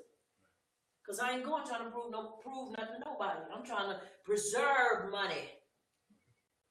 Not just splurge and throw it away. Are you hearing me? Yes. Now, again, it's important than that. We have to understand his disposition. We have to understand where he was. And we also have this where we're supposed to be. Once again, look at verse 22. For I have kept the ways of Yahuwah and have not wickedly departed from my power, him being wicked. Then he says, for all his judgments were before me.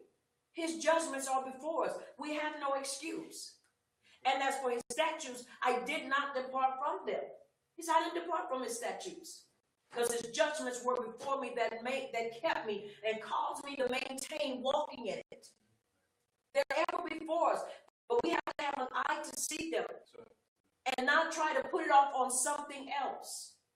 Well, it's because of this. Racism. They hate us as a people. Right. Now, let's go to the core of it. We're in this situation because of disobedience. Right. We are in this because we inherited a judgment of our lives because of disobedience. Right. And the only way it's going to change is that we change our ways and walk in his truth. Right. He says in 24, I was also upright before him and have kept myself from iniquity, from sin, continual sin, just constantly, no stop.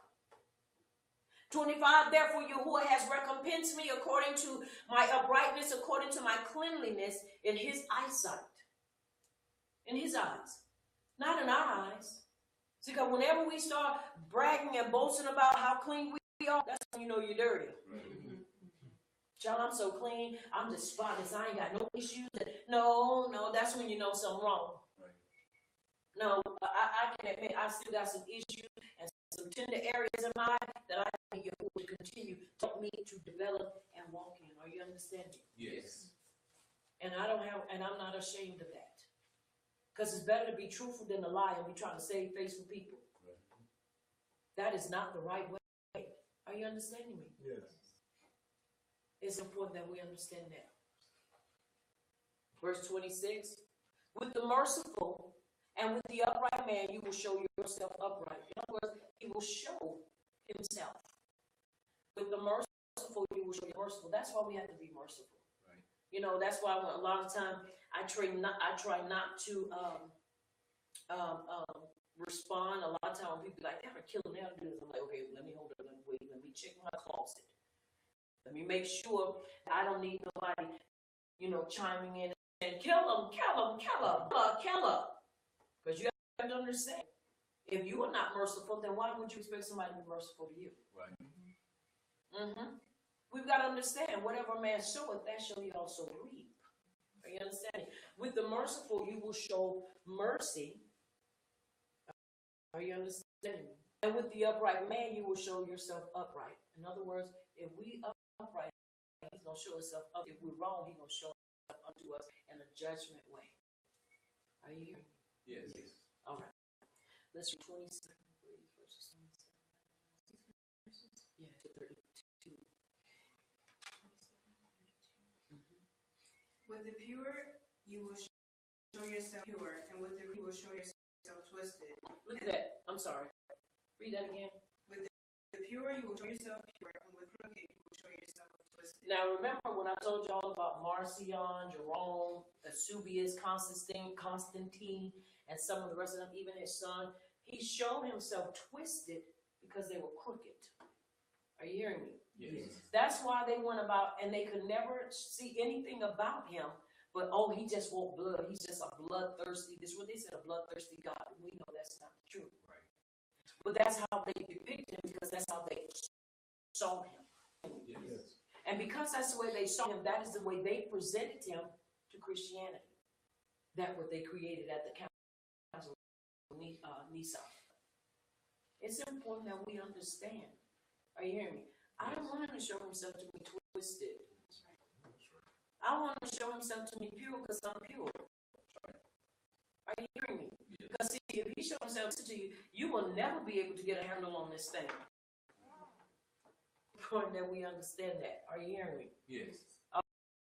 All right, come on. And the afflicted people you will save, but your eyes are on the proud, that you may bring them down. For your lamp, O Yahuwah, will lighten my darkness. For by you I have charged through an army, by my power have I leaped over a wall. As for power, his way is perfect, the word of Yahuwah is tried. He is a buckler to all them that trust in him. Read 31 again. As for power, his way is perfect, the word of Yahuwah is tried. He is a buckler to all them that trust in him. 31. As for power, his way is perfect. So the way of power is what? Perfect. So if it's perfect, we don't need anything else, do we? No, we don't. We don't need anything else. The word is tried. He is a buckler to all them that what? Trust. Is it? Does he trust in him? Trust in him. Y'all scared this morning? Is he here? No. That trust in him. All of us that trust in him, he is a buckler. Are you understanding? Yes. And whenever you understand buckler, a buckler is like a holder. It's like it holds you. Are you understanding? Yes. He's my buckler and my shield. And so if I know that, then no matter what comes up against me, I can be assured of this one thing. He's not going to let me fall. He's not going to let the enemy overrun me. No matter how close he may think he's getting to throw me down, throw me over the cliff, and causing me to not maintain. If I know, he's going to keep me. And I trust him. I do. I trust him, and I'm growing every day and building my belief in him so that I can trust him even the more. This is a process. Are you understanding? Yes. And it is a learning process. The more we learn about him, the more we trust about him, and the more content we will be able to walk in the way that he's given unto us. This is why, once again, I encourage people, stop being travelers.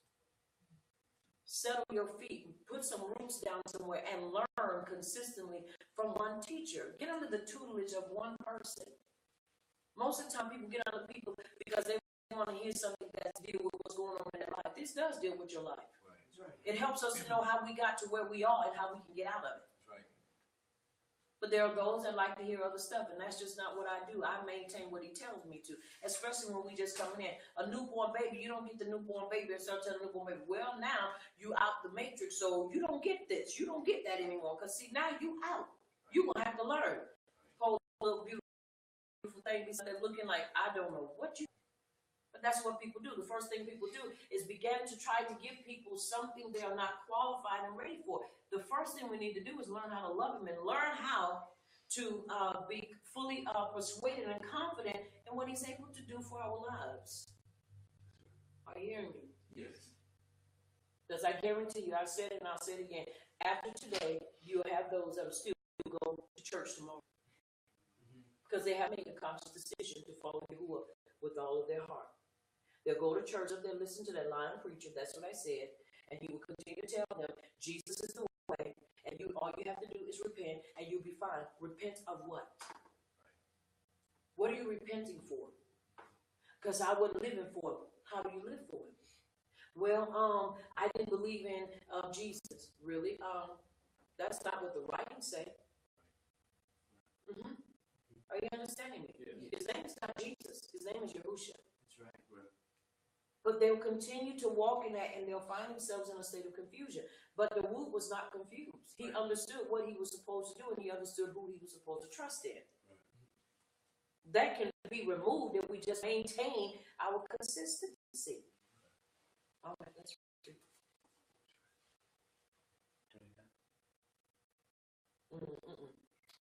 Read 29. And I read 30, 31. 33, 32, 33, 34, 35.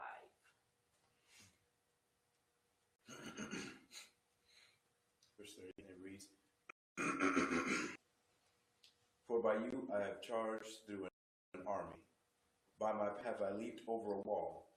As for power, his way is perfect. The Torah of Yahuwah is tried. He is a buckler to all them that trust in him. For who is power save Yahuwah? And who is a rock save power? Power is my strength and power. And he makes my way perfect. He makes my feet like the feet of a deer, and sets me upon high places. He teaches my hands to war, so that a bow of steel is broken by my arms. And it is so. And it is so. It's amazing how Yahuwah can take and transform our lives. And you have to understand, Dawood was a musician and a herder of sheep. But he became a mighty king that could fight. He could fight. But he understood that to have all that, or to maintain, let me say maintain all that, he had to give thanks and always keep that relationship with Yahuwah fresh and pure. Don't nobody want stale relationships, do you? No. Don't nobody want no stale relationship. Don't nobody want somebody coming to them every blue moon saying Torah or doing something nice. Don't nobody want that. I know I don't. Are you hearing me? You want something fresh. You want something that's consistent. And that's only right. Are you hearing me? Yes. Understand? He said, he makes my feet like the feet of deer and sets me upon a high place. Anybody know the feet of deer? Deer can run. Not only can they run, they can beat you half to death with their hoofs. They can get you real good. Yeah, they can. They can cut you up real good. Because in between them hoofs, it's like they got razor blades. That little, what is that?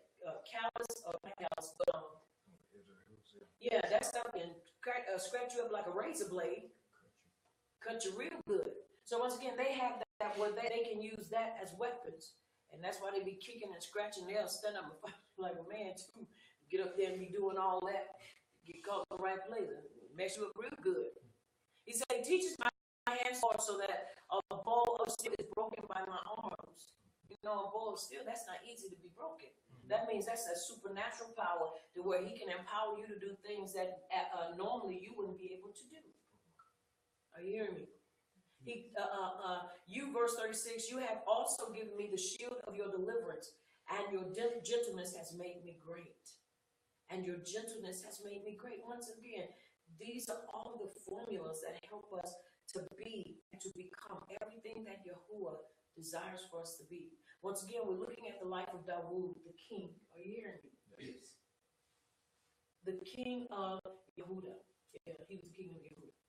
And so when it is important, we have to understand he's the king that Yahuwah said that would be in Yasrael, that would be the light, that he would basically, he started it off. Let me back up.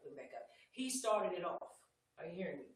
Yes. Dawood started it off. And because he started it off, he set the path of the tone for how the kings were supposed to live. It's Solomon that caused everything to happen. And then through Solomon, Jeroboam, and all the split and the breakup. But Dawood is the first king, and it was through him that all of them maintained and remained as one.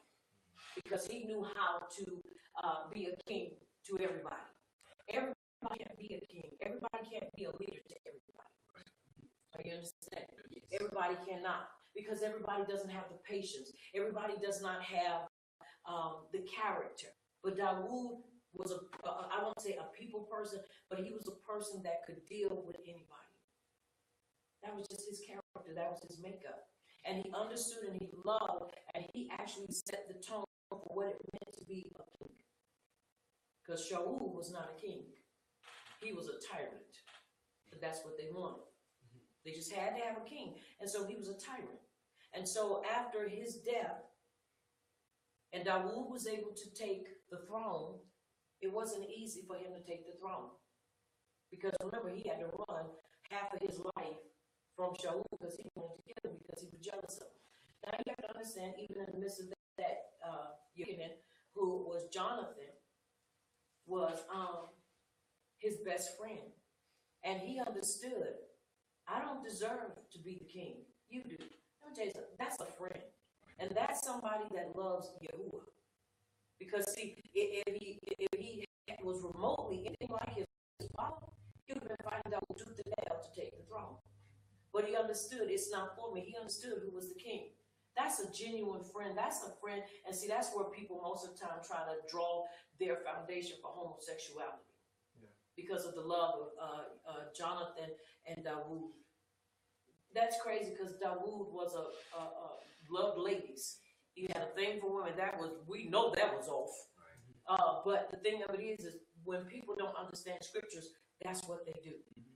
But Dawood loved Yahuwah enough to where he set the tone and he set the example of what it meant to be a king under the hand and under the guidance of Yahuwah. And look what he says as he continues to say. He says, you have also given me the shield of your deliverance, and your greatness or your gentleness has made me great. His gentleness. But let me tell you something. Being a person of war, if you don't have a balance, you run everybody away from you. You run everybody away from you. You ever met people that are so, I don't want to use the term obnoxious, but they're obnoxious. And they really, I believe in my heart of hearts, don't like to be that way or really don't know they're that way. But because they only have known one way, that's all they know how to be. Yes. You know, you deal with people and every time they just got this mentality, you know, like, we got to mix it. We got to go. We got to do this. We got to crack some skulls. We got to do something. Back up, dude. We ain't got to always bust somebody in the face to get our point across. Let's talk. Let's reason. Let's get to the table. Let's sit down. Let's talk. Let's reason as adults. But you have to understand that's all they knew. And if that's all they know, that's how they're going to respond and react to any given situation. So when we know better, we do better. And when you want to do better, you change. Especially if somebody tell you, back up. You don't have to be so, you have to be so dramatic. You don't have to always be on the defense. Sometimes just listen to what a person's going to say before you go out ready to just, destroy them. Listen to what they have to say first. Right. You know how people say, shoot, ask questions later. Sometimes it's merited and other times it is not. Because unless you hear the whole matter, then you are a fool.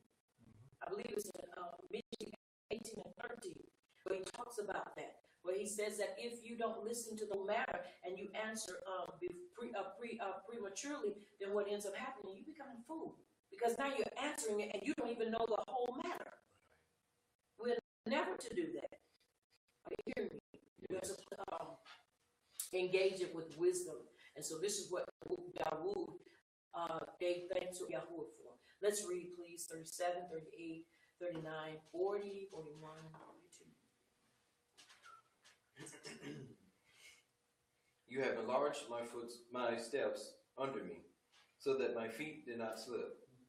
I pursued my enemies and destroyed them, and turned not again until I had consumed them. And I have consumed them and wounded them, that they cannot arise. Yes, they are fallen under my feet. For you have girded me with strength. Them that rose up against me have you subdued under me. You have also given me the necks of my enemies, that I might destroy them that hate me. They looked, there was none to save, even to Yahuwah, but he answered them not.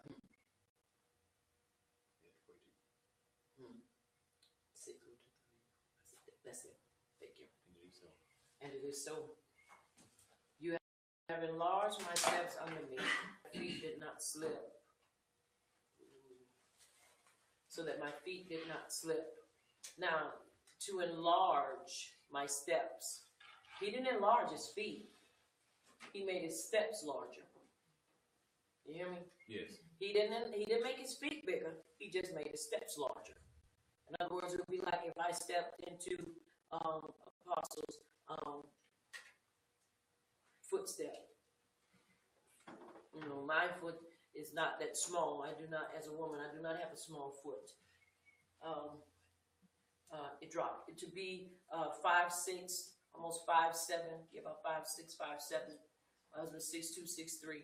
He's a 13, size 13. I'm gonna put it out there like that. And for my foot to go in there, I'm about in a 10, and so mine not that small. But to put my foot still, and his foot is still bigger than mine. So it's room for me to move. Are you hearing me? And not slip and stumble. That's the way Yahuwah does us. He enlarged our steps. Are you hearing me? He said, I have pursued my enemies and destroyed them and turned not again until I had consumed them. He said, I'm going to get rid of these enemies. I'm not going to do like my ancestors and forefathers did. I'm not going to sit here and play footsie with them, and I'm not going to sit here and let them occupy with me so that they can rise up and come back and be trying to get me. Are you hearing me? Yes. All right. He says in verse 39, and I have consumed them and wounded them, and they could not arise. Yes, they have fallen under my feet. And we know when anything is under your feet, that means it has become subjective to you. You have made it, you have subdued it to where now it cannot come back up. Right. You hear me? Yes. All right. Now, once again, verse 40. Have we read 40? No. Yes. For you have girded me with strength to battle them that rose up against me. Have you subdued under me? You have also given me the necks of my enemies that I might destroy them that hate me.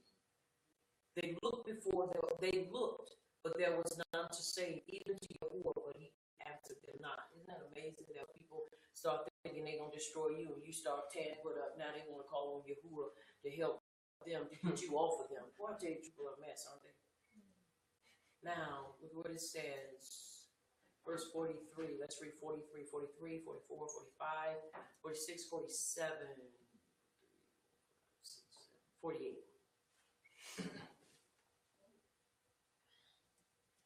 Then did I beat them as small as the dust of the earth. I did stamp them as the mire of the street, and did spread them abroad. You have also delivered me from the strivings of my people. You have kept me to be the head of the nations. A people whom I knew not shall serve me. And look what he said. Hold on, verse 44. Look at that. You also have delivered me from the strivings of my people. That meant that even some of his own people, we all have felt that sting, that pressure from our own people rising up against us and being malicious to us. And you start thinking, I thought we were on the same team. We're supposed to be in the same thing. We're supposed to be fighting the same fight. So why is it that you feel like you got to rise up against me? Right. I'm not rising up against you. We're supposed to be walking side by side, but even he experienced that, being the king. Right. Those wanting to put him down, he had to face that with his son Absalom. I hear me. And with some of the other ones, they were so ready, they wanted to kill him. They had regard for it. So he understood strivings with people he helped. Even what's his name? Mephibosheth.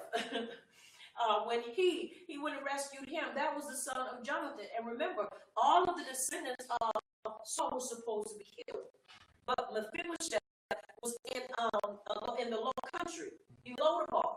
And while he was in Lodabar, that land that they were on and that he was a servant to was his land. But those that had basically got him because he was crippled in his feet, because when war broke out, his midwife was running with him and she fell on him. It says, some rendering said she dropped him, but she fell on him and he was a baby and his feet broke. And when they broke, they grew back long because there was nobody to set them. Now, he went, to show you how people do. Dawood, when he got him after he got the kingdom of Saul, became king, he went and got him. And he said, you, because your papa was a friend of mine, basically he was a brother to me, you will always have a place at the royal table. You always sit here. Now, when he found out that trouble had started, guess what he did? He turned around and thought he was going to be able to get in there and be the king. See, that's where you help people and how people turn around and will do you if you ain't careful. Are you hearing me? Yes. They'll turn right around and they'll do that. He helped him. And he said, you will always have a place at the king's table. Then the ones that had him as a servant, he said, now from this day forward, you will serve him. All 20 of your children are going to serve him, and your maids and your servants, y'all going to serve him because you got him in a position because he didn't know who he was. Now, you going to serve him. And he said, now take your rightful place because this is yours. And then he said, you will always have a place at the king's table. But when trouble came about, he was the first one to come trying to get up there and take the throne. Y'all, I'm telling you, people they will turn right around and strive against you. Mm-hmm. They will strive against you. That doesn't mean that now we get a complex that we ain't supposed to help for, because if that's the case, I won't be doing what I'm doing. Are you hearing me? Yes. I was shut down a long time, but it ain't in me to quit. I live with this. Hello. I do. And that's one of the things that people come and don't know me, and people think they know me and they don't.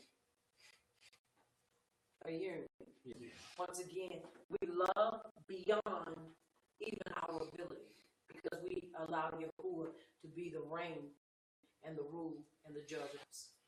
Are you hearing me? Yes. We do. That's what we do. And so it's important that we understand that. If we understand that and we live, then we'll be able to continue to move forward. And it is so. And it is so. And it is so. Now, once again, look what he said. You have left me to be the head of the nation of people whom I knew not shall serve me. Let's read. Strangers shall submit themselves to me. As soon as they hear, they shall be obedient to me. Strangers shall fade away, and they shall be afraid out of their close places. Yahuwah lives, and blessed and Baruch be my rock, and exalted to be the power of the rock of my deliverance. It is power that avenges me, and that brings down the people under me. And it is so. And it is so. And that brings down the people that are under me. All right, 49, 50, 51. We have 3 verses left in this book.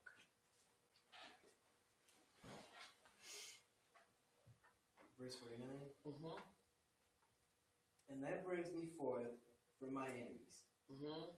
You also have lifted me up on high above them that rose up against me. Mm-hmm. You delivered me from a violent man.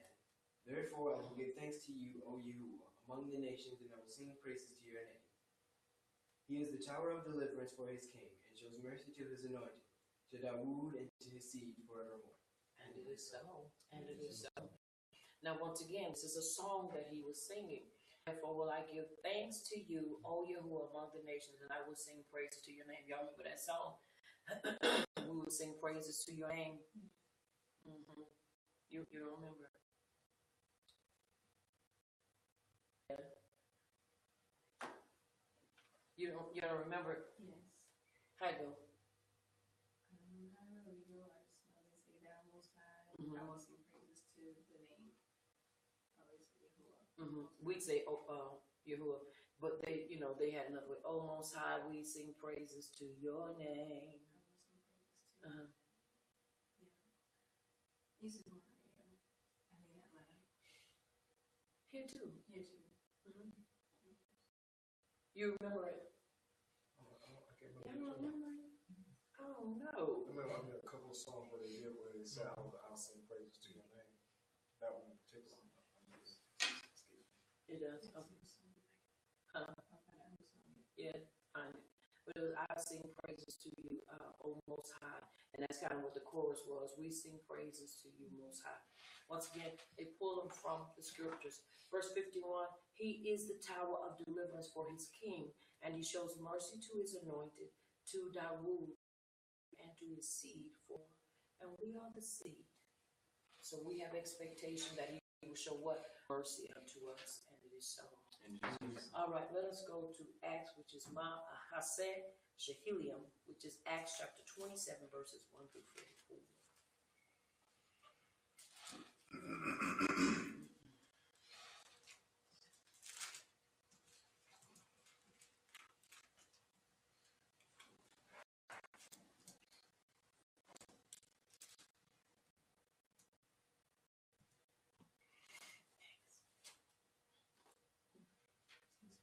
Acts chapter 27, verses 1 through 44.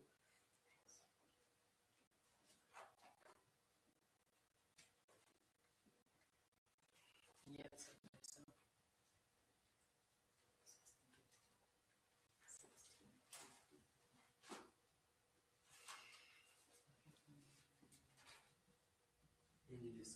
And it is so. All right, let's read.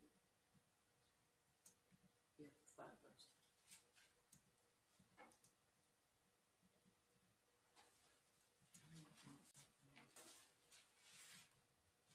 And when it was determined that we should sail into Italy, they delivered from Paulus certain other prisoners, to one named Julius, a centurion of Augustus' band. And entering into a ship of Adramyttium, we launched, meaning to sail by the coast of Asia Minor. One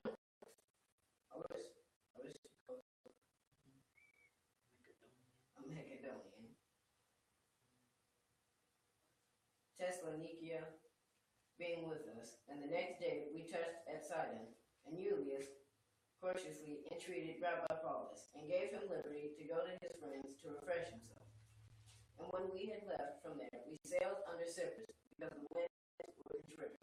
And when we had sailed over the sea of Cilicia and Pamphylia, we came to Myra, a city of Lycia. And it is so. Looking at the path of Rabbi Shaul as they sailed and as they had gone to different places, and he gave him, because he had esteem with Julius, courteously entreated Rabbi Shaul and gave him liberty to go to his friends to refresh himself. And then from there they left to go into Cyprus, because the winds were contrary, because they were on ships. And when we had sailed over the sea of Cilicia, and Pamphylia, we came to Myra, a city of Lycia. Now let's see what Myra is. Myra is an ancient town in Lycia, near a small town called Kale.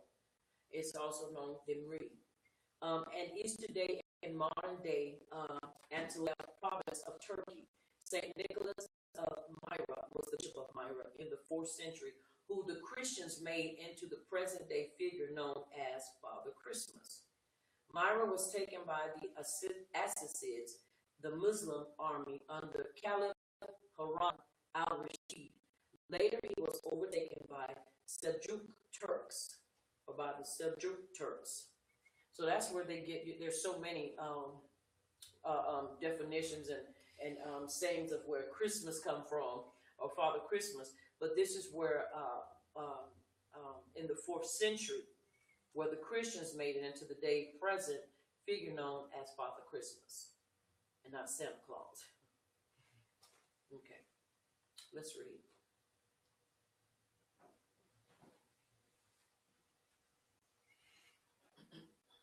And there a centurion found a ship of Alexander sailing into it, and he put us therein. And when he had sailed slowly many days, and arrived with difficulty over against Neos, the wind not allowing us to proceed, we sailed close to Crete of Salmon. And hardly passing it, came to a place which is called the Fair Havens, near whereunto was the city of Lasea. Now when much time was spent, and when sailing was now dangerous, because the fast was not already past, Rabbi Shaul admonished them, and said to them, Men, I perceive that this voyage will be with hurt and with much damage, not only of cargo and ship, but also of our lives. And It is so. Once again, give ear, listening to instructions and following. Now look, this is I'd like to read some of the footnotes. Crete, off of Salome. Crete is Crete was part of the Byzantine Empire, but then was captured by Iberian Muslims led by Abu Hafs Omar al-Baloti II, who established a piratical emperate on the island. In 960, Nicephorus Phocas reconquered the island, which remained under Byzantine control until 1204, when it fell into the hands of the Venetians at the time of the Fourth Crusade. During Ottoman rule, many churches and monasteries were converted to mosques. However, freedoms and rights were still provided. Church attendance was permitted. Still, many Christians converted to Islam. The city was surrounded by high walls and bastions and extended westward and southward by the 7th century. Most opulent areas of the city was the northeastern quadrant, where all the elite were gathered together. The city had received another name under the rule of Ottomans, the deserted city. So that's where he was when they were basically in Crete. Now, you began to look at some of the places, you kind of see the things that kind of took place because of the places that they passed through. And as we look at the voyage, and it said, hardly passing, it came to a place which is called the Fair Havens, near whereunto was the city of Lasea. Now, when much time was spent and when selling was now dangerous because the fast was now already past, Rabbi Paulus admonished them. Now, this is talking about the fast. Let's look at according to this. The fast mentioned here is the fast of Yom Kippur, the Day of Atonement, which Rabbi Paulus would have kept a 24-hour fast with no food and water, mentioned as an instruction for us as an everlasting commandment in Vayikra chapter 23, verse 27. Once again, so it kind of shows you what was taking place. Once again, if we don't understand these things, what ends up happening is we'll just go by and say, well, he was just taking the time to fast. No, it was that time because it was the appointed feast, the Moedah, the feast that Yahuwah had appointed. And so it shows that they kept the feast. All of these kept the feast. Now, mind you, he is a follower of who? Yahushua. Now, Yahushua himself kept the feast. But once again, because Christianity came in, destroyed, devastated information and devastated certain things, they basically came in and rewrote the script to make it like, well, they just put it in there, but they took out things that help us to understand and follow the path to what was taking place. Now, once again, that was the feast. Now, let's look at it again at what's taking place here as he's going.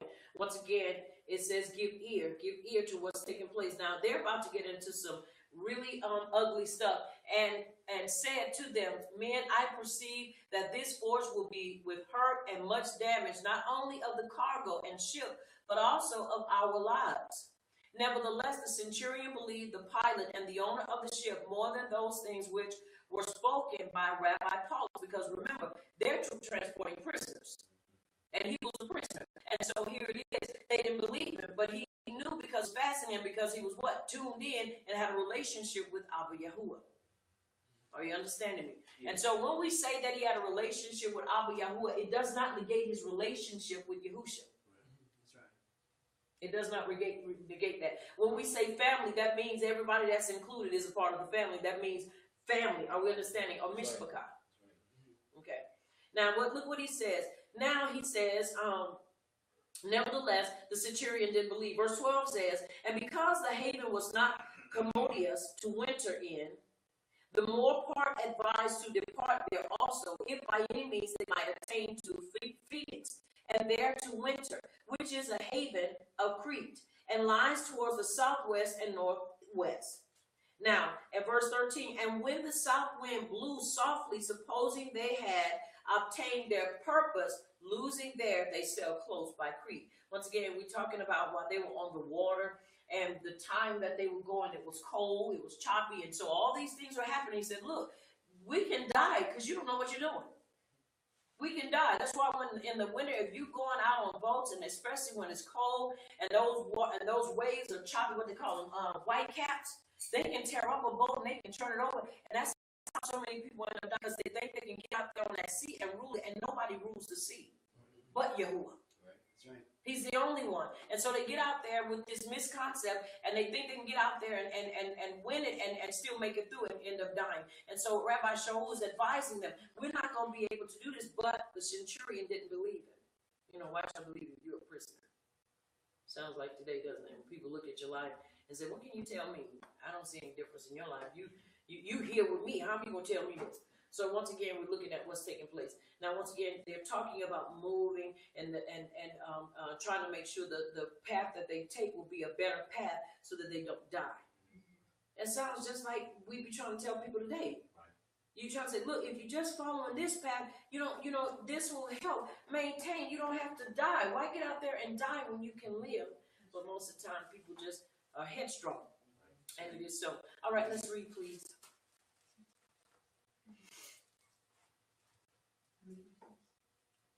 That's a 5 or 4. 5.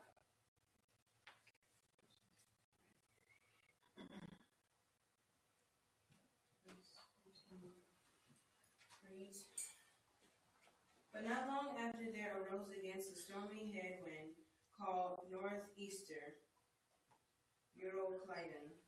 And when the ship was called, it could not bear up into the wind. We let her drive, and running under a certain island, which is called Clauda, we had much work to come by the boat. After the crew had hoisted it, they used supports undergirding the ship, and fearing lest they should run aground on the surface, they lowered the sea anchor, and thus letting themselves be driven along. And it is so.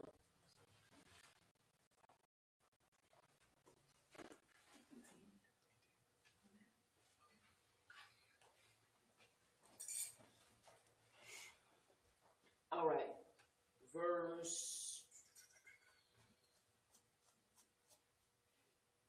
Now, once again, look. Now they're thinking because the south wind blew soft, supposing that they had obtained their purpose, losing they sailed close by Crete. Now they thinking now, okay, it's calm now, everything's gonna be straight.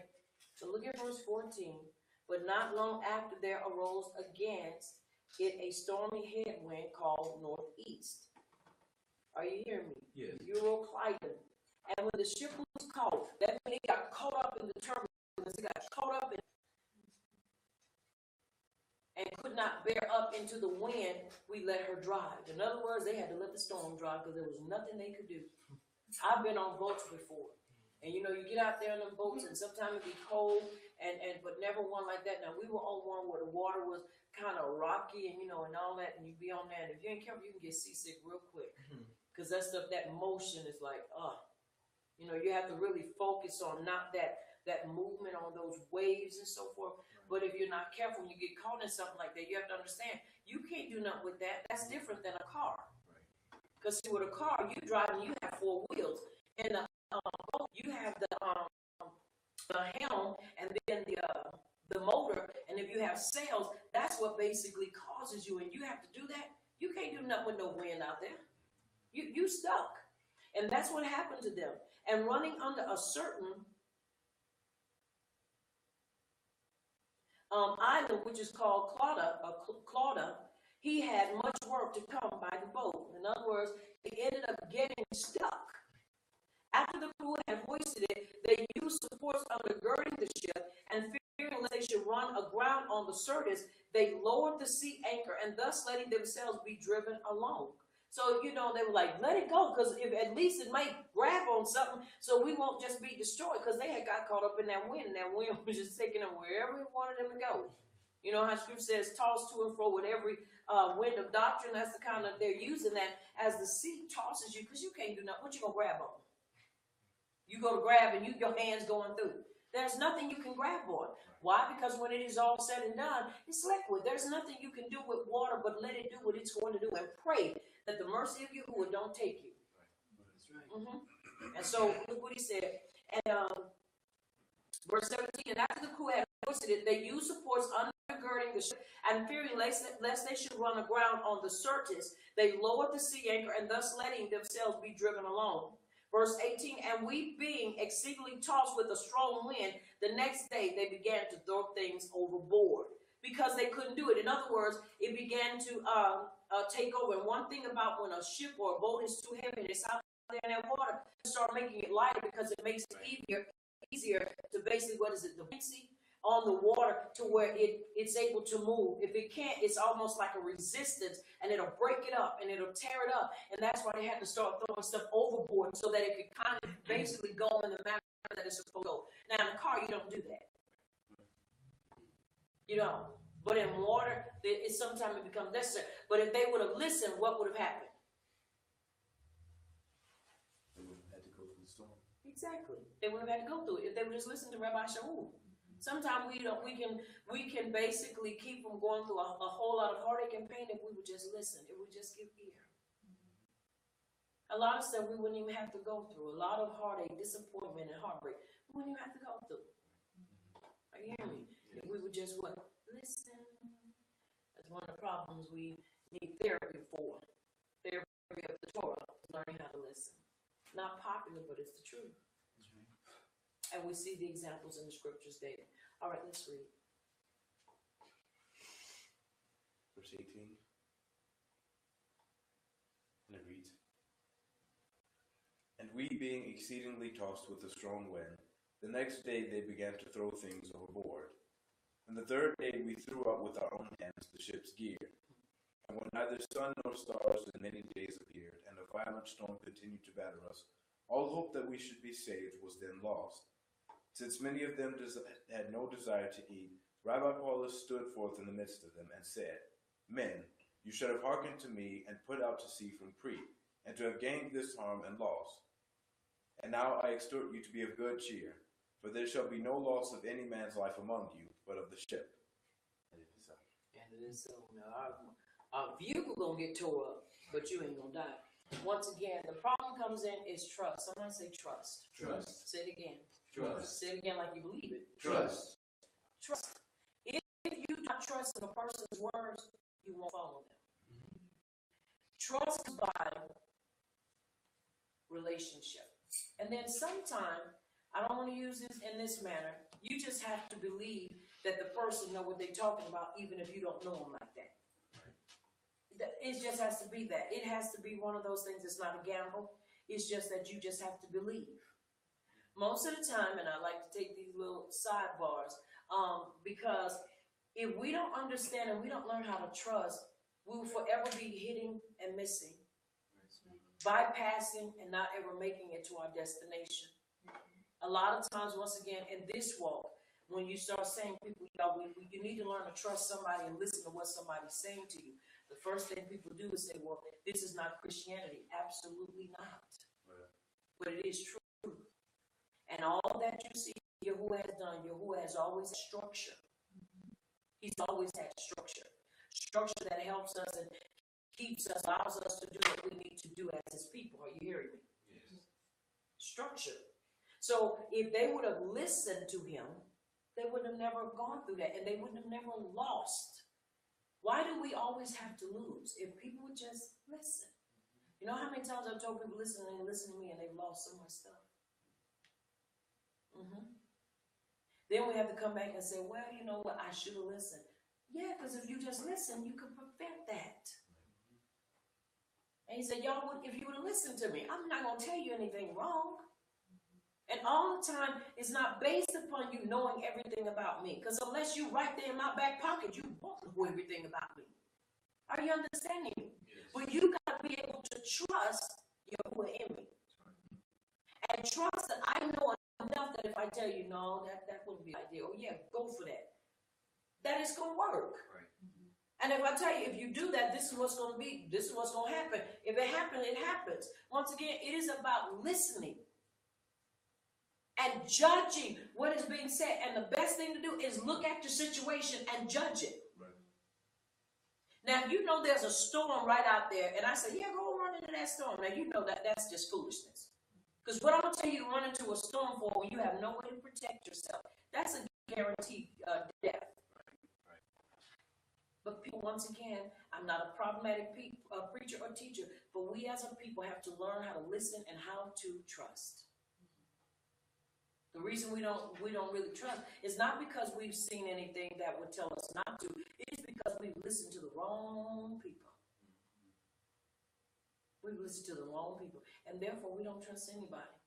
So now when all hell starts breaking loose, we start running here, there, and everywhere trying to get answers and trying to get things for our lives. I tell people, look, it's about building a relationship with him first. All the rest of the stuff will come. First and foremost, get a relationship with him. Learn what you weren't learning in the beginning. Because we didn't learn this when we were in church. This is far from what we learned in church. So now that we're walking in truth, learn, get your feet up under you before you start trying to take these major leaps and stuff you have no clue about, because you still don't know who you are. You still don't know what you're capable of doing or not doing. It's important that we understand that sometimes, like I said, people don't like it, and once again, it comes with the territory. Because people want to be told, go ahead, do this, do that. No, if you want somebody to tell you to be foolish and kill yourself, you're looking at the wrong person, because I'm not going to do that. And then before I give you an answer, I'm going to pray about it, especially if it's something that I know. No, I'm not going to put something out there. I need to go and seek him first, because I don't want to give you an answer just based upon my experience. Because, see, my experience and what I do may be different. And then I tell you to do, and you don't do everything I did. And then you get out there and die. And then your blood's going to be at my hand. No, once again, we've got to learn, y'all, discipline and structure and order. That's right. And just the simple truth of listening. Right. Listening.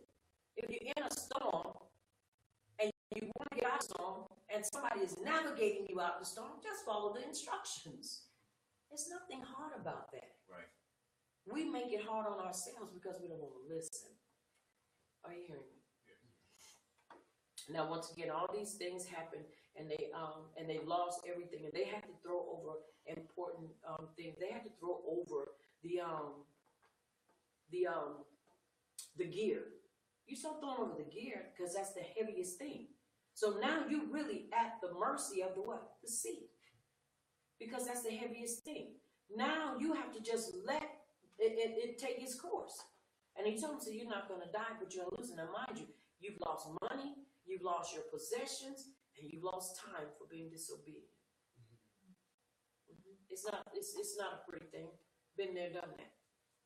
You hear me? I ain't got the t-shirt. I have the closet to prove it. But comes to a point in life that you start saying, no, I've got to listen because I don't want to go back to that again. And it is so. And it is so. And he says, and now I exhort you to be of good cheer, for there shall be no loss of any man's life among you, but of the ship. For there stood by me this night the messenger of power, whose I am and whom I serve. Once again, he was confident and he was bold because he knew who he served. Do you not know that Yahuwah does speak to us, his people? Yes. He does. He speaks to us. And he knows how to tell us when to tell and when to say don't do and when to do. But once again, it all stems from trust. Trust.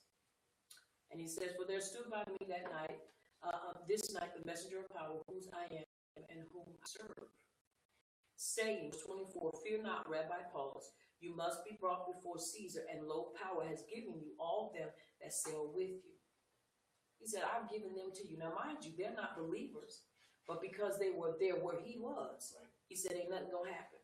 That's why we got to know who we are, and that's why in the morning when we pray at 5 a.m., I always pray wherever we are as a people, let Shalom be there. Do you not know when we're walking in places that when the enemy want to be dumb and be stupid, if we're in that place and know who we are and living a clean life, do you not know we could deter danger from everybody that's there, even if they're not a believer? That's when you know who you are. That's why when we go place my prayers, let me know why I'm supposed to go in the house. I know the place I go on a consistent basis, but there are times when I'll be like, no, I don't feel this in my heart. What's going on? Do I need to be here? Is this where I need to go, or do I need to go another route? Are you hearing me? Yes. Because you don't never know where you're supposed to be. That's why we always supposed to acknowledge him in all our ways, that he will direct our path. That's important for us to understand. So once again, we have to follow the instructions of Yahuwah through his messengers. And that's important. All right, let's read.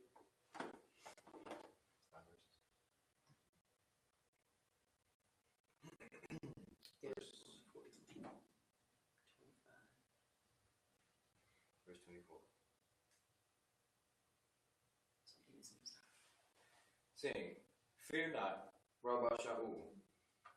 You must be brought before Caesar, and lo, power has given you all them that sail with you. Therefore, men be good cheer, for I believe power that it shall be even as it was told me. But we must cast upon a certain island.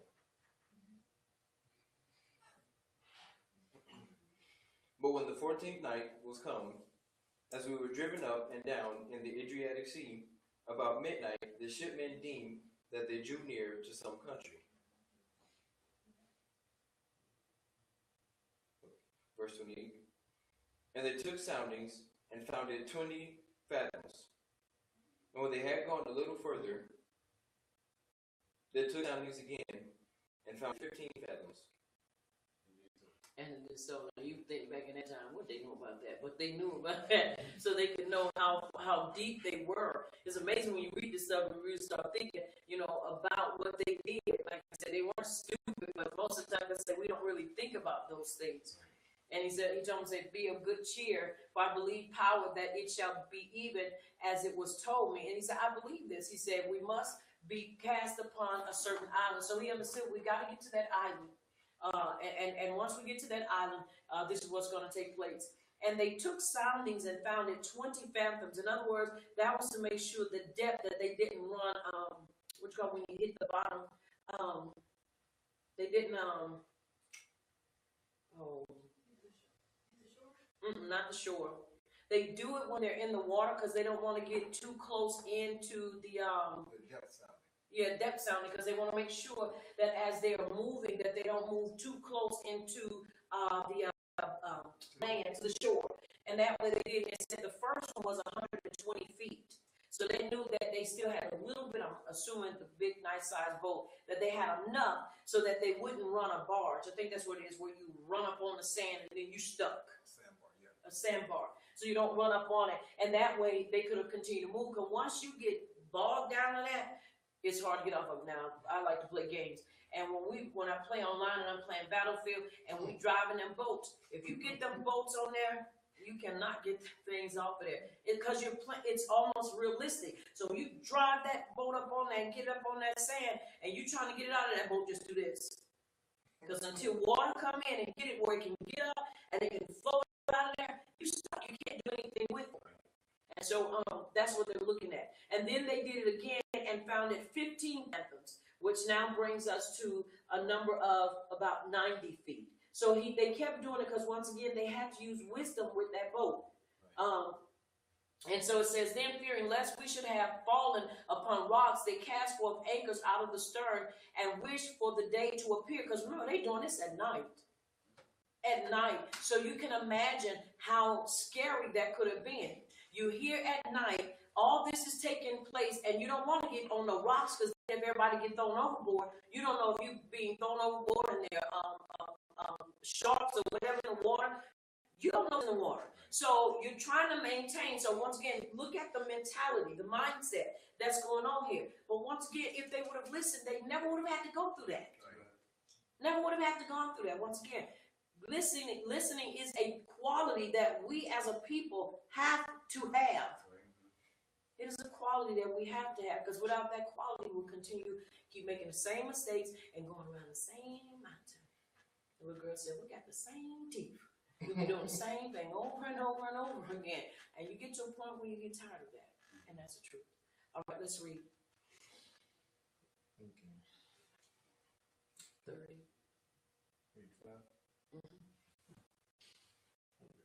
And as the shipmen were about to flee out of the ship, when they had let down the boat into the sea, under color, as though they had cast anchors out of the bow, Rabbi Paul said to the centurion and to the soldiers, except these in the ship, you cannot be saved. Then the soldiers cut off the ropes of the boat and let her fall off. And while the sun was coming on, Rabbi Paulus urged them to take food, saying, this day is the 14th day that you have tarried and continued fasting, having taken nothing. Therefore, I pray you take some food, for this is your health. For there shall not a hair fall from the head of any of you. And it is so. And it is so. Now, look, they have been fasting 14 days. You have to understand, that's a good long time to fast. We fasted for 21 days.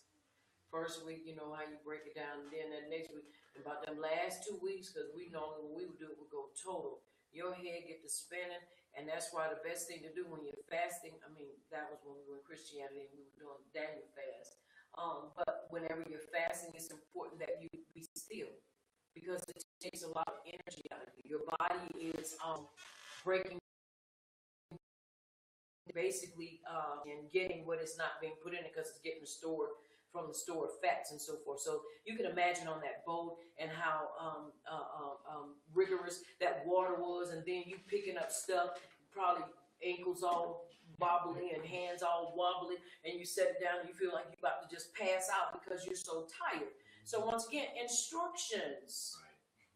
Rabbi Paulus of Shaul said to them, centurion to the soldiers, except these stay in the ship, you cannot be saved. In other words, don't let this go. Then the soldiers cut ropes of the boat and let her fall off. And while the day was coming on, Rabbi Shaul urged them all to take food, because see, they was about to abandon it. You know how they had the boats on the side? And he said, no, if y'all don't stay on here, you're going to die, because mind you, they're still in the dark. How are you going to navigate in a small boat in the dark? And a lantern probably wasn't going to do it, because you only can see in where you at. Is anything at your feet? No. Well, what's in front of us? I don't know. We can't see. Once again, it can sound comical, but at the same time, that's what we do. We jump ship because we think, oh, ain't nothing gonna happen. They're gonna die. It's gonna tear up. Everything is gonna crumble. And not listen. Yeah, we might have to go through some changes and we do some creative arranging. But when it's all said and done, wouldn't you prefer to be in the ark of safety than to be outside of it? Yes. People look at appearances. And they start looking and saying, well, it don't look, no. And then you get out there by yourself. Now guess what? You open for all kinds of attacks. He said, if you get out there, you'll die. And then if you tell people that, you know what people do? They get mad at you. They get mad at you. And he told me, he said, now you have to understand that they got out there trying to do that and they hadn't eaten for 14 days. Once again, they've already lost weight. They're already, they have no energy. They've been in the dark for a long time, so you know you're sleepy. And they're probably bugging their eyes trying to see because it's so dark out there. And you're in conditions that you were not in for. So that can be very challenging. Are you hearing me? Yes. So Rabbi Shaul stands up and he urged them to take food, saying, this day is the 14th day that you have tarried and continued fasting, having taken nothing. Therefore, I pray you to take some food, for this is for your health. He said, look, if y'all don't eat, you're going to die. For there shall not a hair fall from the head of any of you. He had to give them, then he had to assure them, you ain't going to die. You got to trust me. Are you hearing me? Yes. You have to trust me. When you hear that, you have to trust. That's when you have to let your guard down. That's when you have to trust. But you trust people that you know that they live in the life they saying they live in. That's right. You can't trust people they ain't living worth a spit. You got to trust them. Are you hearing me? Yes. And when they say it, do it and believe it. Are you hearing me? Yes. And guess what? And when you do it, you'll feel better because guess what happened? Your whole esteem you for listening. Because you can't, I'm a firm believer that when Yahuwah speaks and gives you instructions through his messenger, you know it. Even if you don't like the instructions, you still know it's from him. You know it's from him, even if you don't like it. The good thing about it is whether you like it or not, if you follow it, you'll be saved. That's right. If you don't, you'll die. That's right.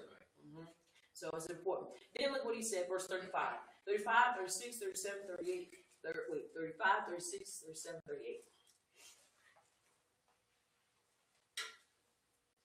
Verse 35. And when he had thus spoken, he took the hymn and gave thanks to power in the presence of them all. And when he had broken it, he began to eat. Then were they all of good cheer. They also took some food. Now look what he did. Once again, you got to be able to bring the calm to the storm. You can't be sitting up there, okay, now we're about to eat. Shoot, it's dark out here. We just got to do what we got to do. He had to first bring them to a place that they would listen to him and be confident. He had to sit them down, and then he had to feed them. Right. You cannot, when a person is distraught and a person is all in their emotions because of stuff that's getting ready to happen, you got to first appeal to where the fear is. Remove that fear. And once you're able to remove that fear, then you're able to sow a word of consolation and you're able to bring their confidence up. How are you going to get somebody to sit down? Now listen now, let's look at this. How in the world can you get people to sit down and they're already upset and ready to jump ship? Now you're going to get them to sit down in the very place they're trying to get off of. That means you got to also show you are confident. You can't sit up there and be like, well, he said he's going to do it. No, you got to look them straight in their face and say, if you get off, you're going to die. If you stay, you're going to live. Now, let's see. We're still in the dark. We still, things ain't the way they're supposed to be. But we still going to give thanks to Yahuwah. And when he had thus spoken, he took Lakim and gave thanks to power in presence of them all. And when he had broken it, he began to eat. They were sitting down eating. Once again, that's how you get a person to calm themselves. Right. That's one thing about people. And that's one thing that Yahuwah has given me, to know when people are calm and when they're not. And they can be their eyes can be just as focused, but yet still see when there's a storm going on up in here.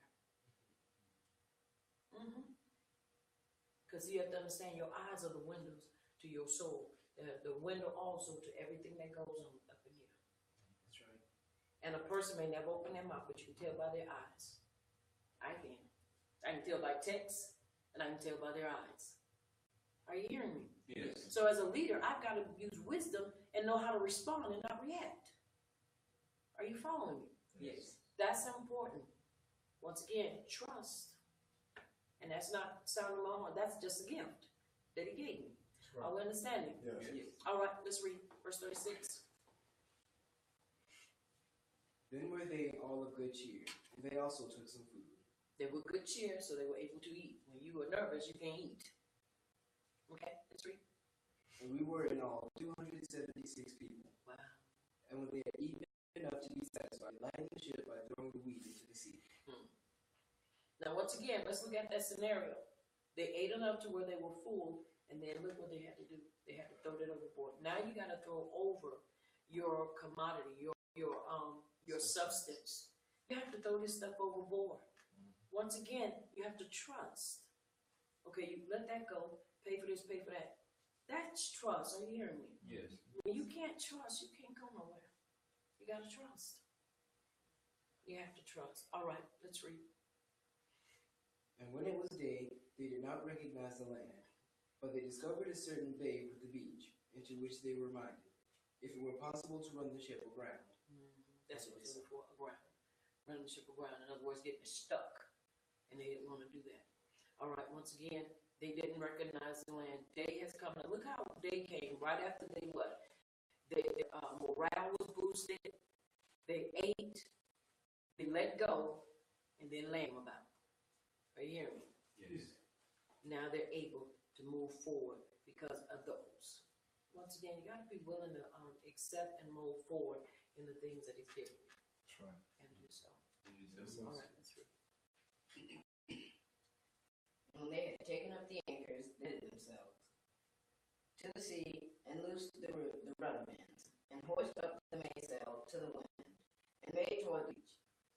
And falling into a place where two seas met, they ran the ship aground, and the forepart stuck fast and remained unmovable, but the hinder part was broken with the violence of the waves. And the soldiers' counsel was to kill the prisoners, lest any of them should swim out and escape.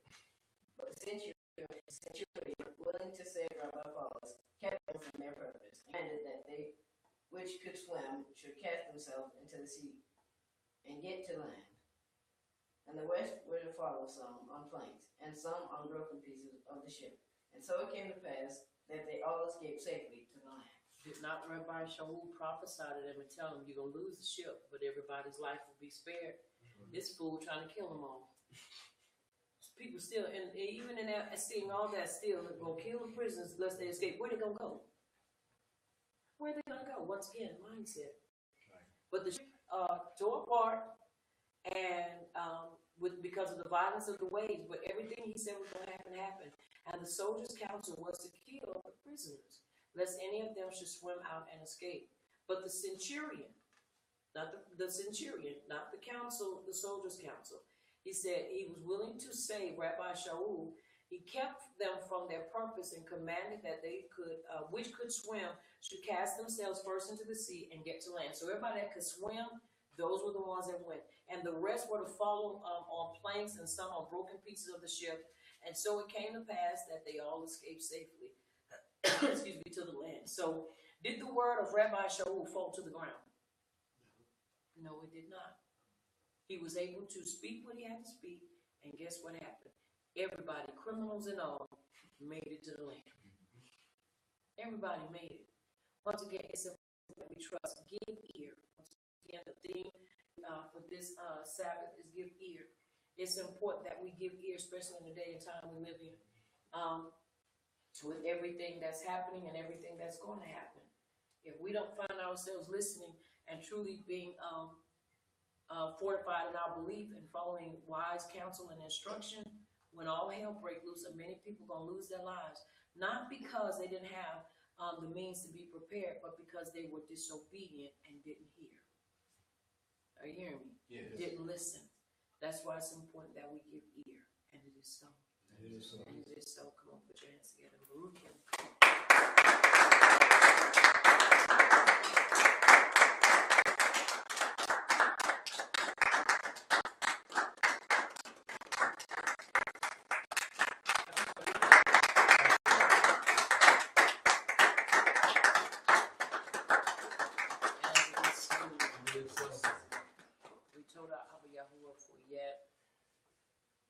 another time that he has baruched us in this place and in this Sabbath time.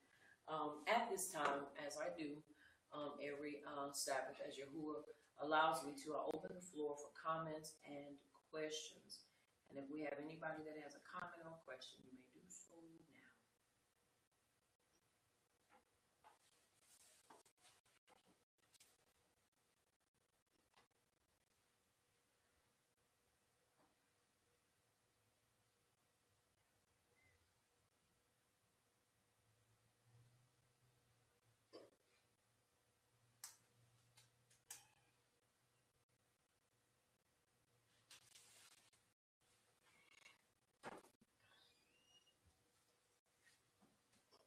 Any questions or any comments?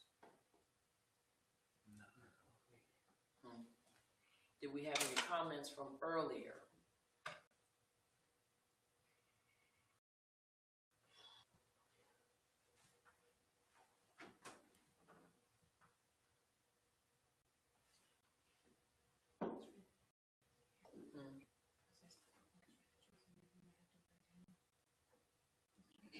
So what was that on the side? When you go out? On YouTube? I don't know. That what you just came in from? Oh yeah, that was YouTube. That was the people giving that shit reads from YouTube.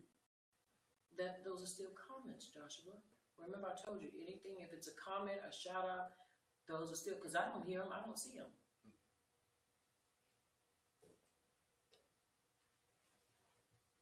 While we're waiting on that, first, good teaching as always.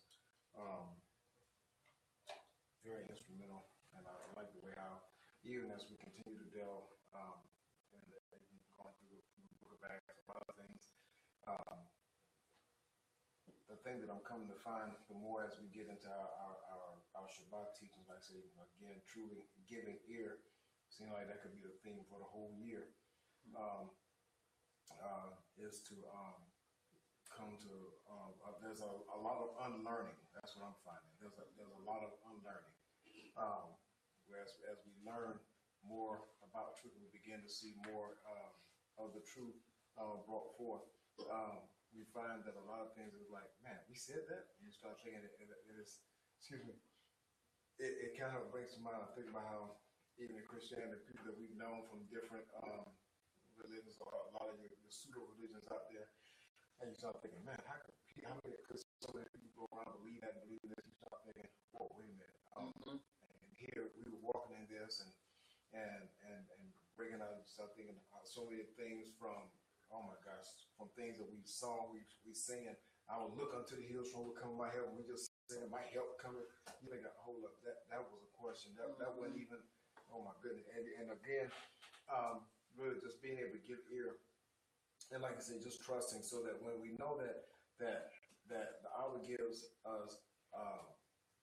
us teachers, because we're in the age now where and I think, well, in every community, I'm sure, but a lot, primarily in our community, you see it in the Igbo, it's like, where, like the Ruach speaks to me, so, I have no need that anyone teach me. And everybody's, you have so many loose cannons out there, and everybody's a teacher, everybody's a self-proclaimed. I mean, really, the thing is, I draw parallels, I see some of the same things that we saw happen in Christianity.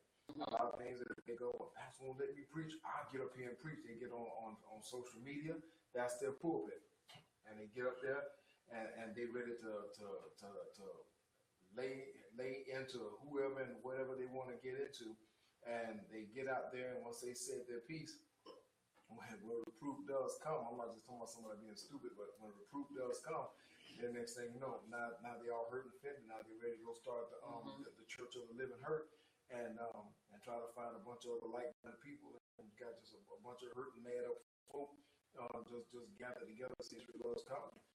And so I got new ministries going on. They're dragging to themselves so many other different ones, but I'm really thankful for the things that God was allowing us really to see, even as just walking in truth. Not just say, well, we're walking in it, you know, we're truth, but really saying that when you know better, you really have to do better. And it really just never ceases to amaze me how many things when you start looking, you start thinking, man, that's one more. But again, that's one more thing that we have an accurate translation of, something that we have an accurate view of, an accurate teaching on. Right. Because even recently, I saw that there was someone that was posting a thing about the things going on with the church and trying to bring, you know, the unmasking. I'm thinking, oh, this, you know, it's like you I don't know what mask it is exactly that you pulling off, because you still not. You taking off the mask and have like the little Russian dolls. Right. Mm-hmm. How soon you take one off, yeah. there's still one underneath it, and then you take that one off, and there's one all the way down till they get down to pea size. And it's like you pulling off a mask, but the thing is, you only pull it back with that little bit right there, and then you go, and then people be like, oh man, you brought such revelation. You start thinking, y'all don't have a clue what you got in your Jesusness. And the bad thing is, like I said, there's so many people that are in the elevated positions that actually know. Yep. But they choose because it's more profitable to them. And it's amazing. Those are the ones that, crazy as it sounds, they get the support, because people like to sow toward to their appearance of image. People like to give to what they think is, well, this is churchy. This is good. Yeah, this is right. And they'll give to that all day long.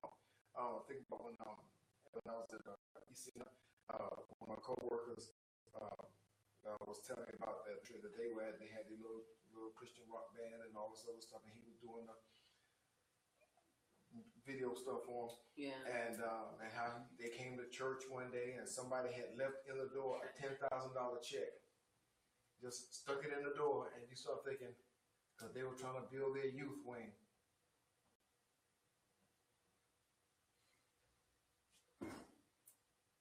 And you're like, what? But people, somebody said, yes, I'm going to give them this $10,000 so they can build this for the youth, so they can get up there, so we can, whatever their mindset was toward giving to them, and to the ones that can actually really do it. Like someone made the suggestion the other night about our video and audio and things like that. And I'm like, my whole mindset is this: if you see that there could be an improvement, thank you for sowing. Mm-hmm. I mean, because it's one thing to give information. If you're going to give information, then sow a seed toward it. Mm-hmm. Or if you have the equipment, sow the equipment. People do it all day, every day. Mm-hmm. Because look, while you're doing a complaint, you're here, and if you're a repeat visitor here, then that means obviously you find that there's good here. You're being fed here. And so if you're going to feed here, then seed here. Mm-hmm. That's my thing. And so, but again, Lord, thank you so much for the time of teaching and the level of instruction that you bring, because it brings so much clarity, wisdom, and insight. But again, like I say, you have to give ear and hear. And he that have an ear, let him hear what the Ruach is saying to the congregation. And it's always ended in some Torah for those words. What? Do we have anything?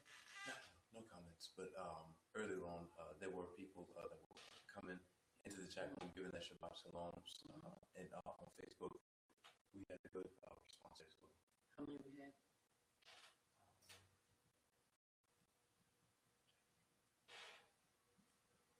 Okay, we have a comment from a sister on Facebook. Okay. She said, I enjoyed the teaching. I wish I lived closer to fellowship with you all. Toda.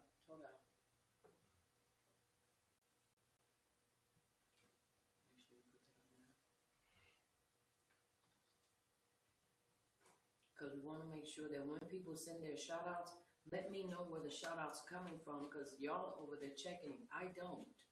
You know, and so if we got people from Biafra, if we have people from from Texas, Dallas, let me know. That's why, even if you say, well, that's not a comment, that's still a greeting. Yeah. Let me know who's greeting us and where they're greeting us from. That's why I asked that. It doesn't matter. I don't care if it's 20 on there. Let me know where they are from. And that way I can officially, not 2 or 3 days later, and say, okay, oh, shalom. I can do it as one shalom on the day of class. It's no problem. That's why I have you over there doing that. hear me? Because I see a lot of words and stuff up there. Oh, that's from one of the viewers. He was a Christian. He was asking, he's the one that I told you about the other week, the Christian that's basically been studying up on the name Yahuwah, that's been following with your teachings. So yeah, he's following, he's coming back and just asking about how to follow along in truth. Well, that's a question. Like I said, whenever there's something, just let me know. Even if you answer it, let me know. Okay? Because that's still a question.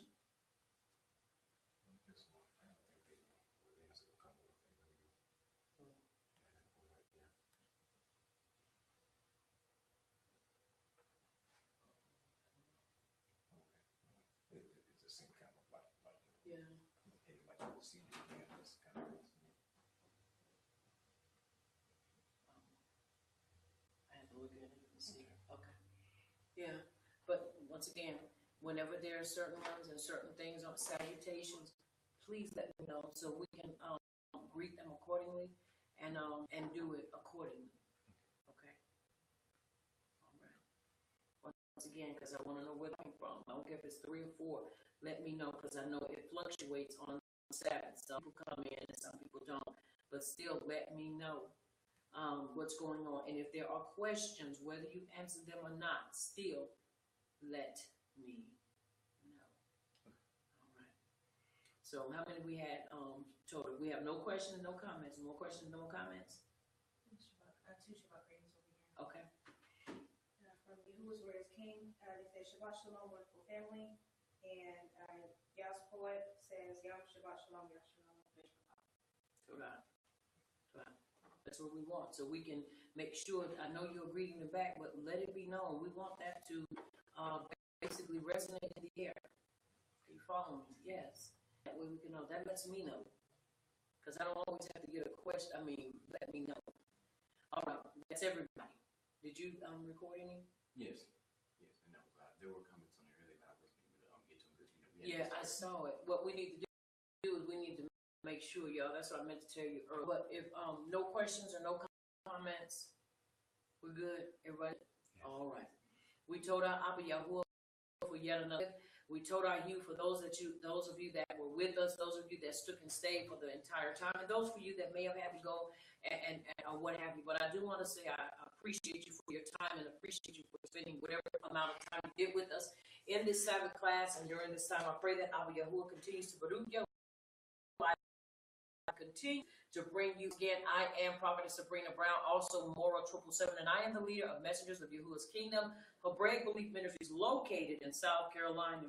Once again, I want you to remember to keep your head up, keep your shoulders squared, keep your heart and your feet in and upon the Torah. You can't go wrong if you continue to follow and remember His statutes, His judgments, and His testimonies. You will always remain and stay in that place of His esteem. Once again, I'm Prophetess Sabrina Brown, also Moral 777, and I am the leader of Messengers of Yahuwah's Kingdom, Hebraic Belief Ministries, located in South Carolina. I want you to remember here at Messengers of Yahuwah's Kingdom, Hebraic Belief Ministries, located in South Carolina. This is the place where The Torah does the body good. Until next time, may Abba Yahuwah Baruch Atah and keep you in His shalom until we meet again. Also, I want you to remember you've been touched by Champion TV, the place where the champions reside. And it is so. That is so.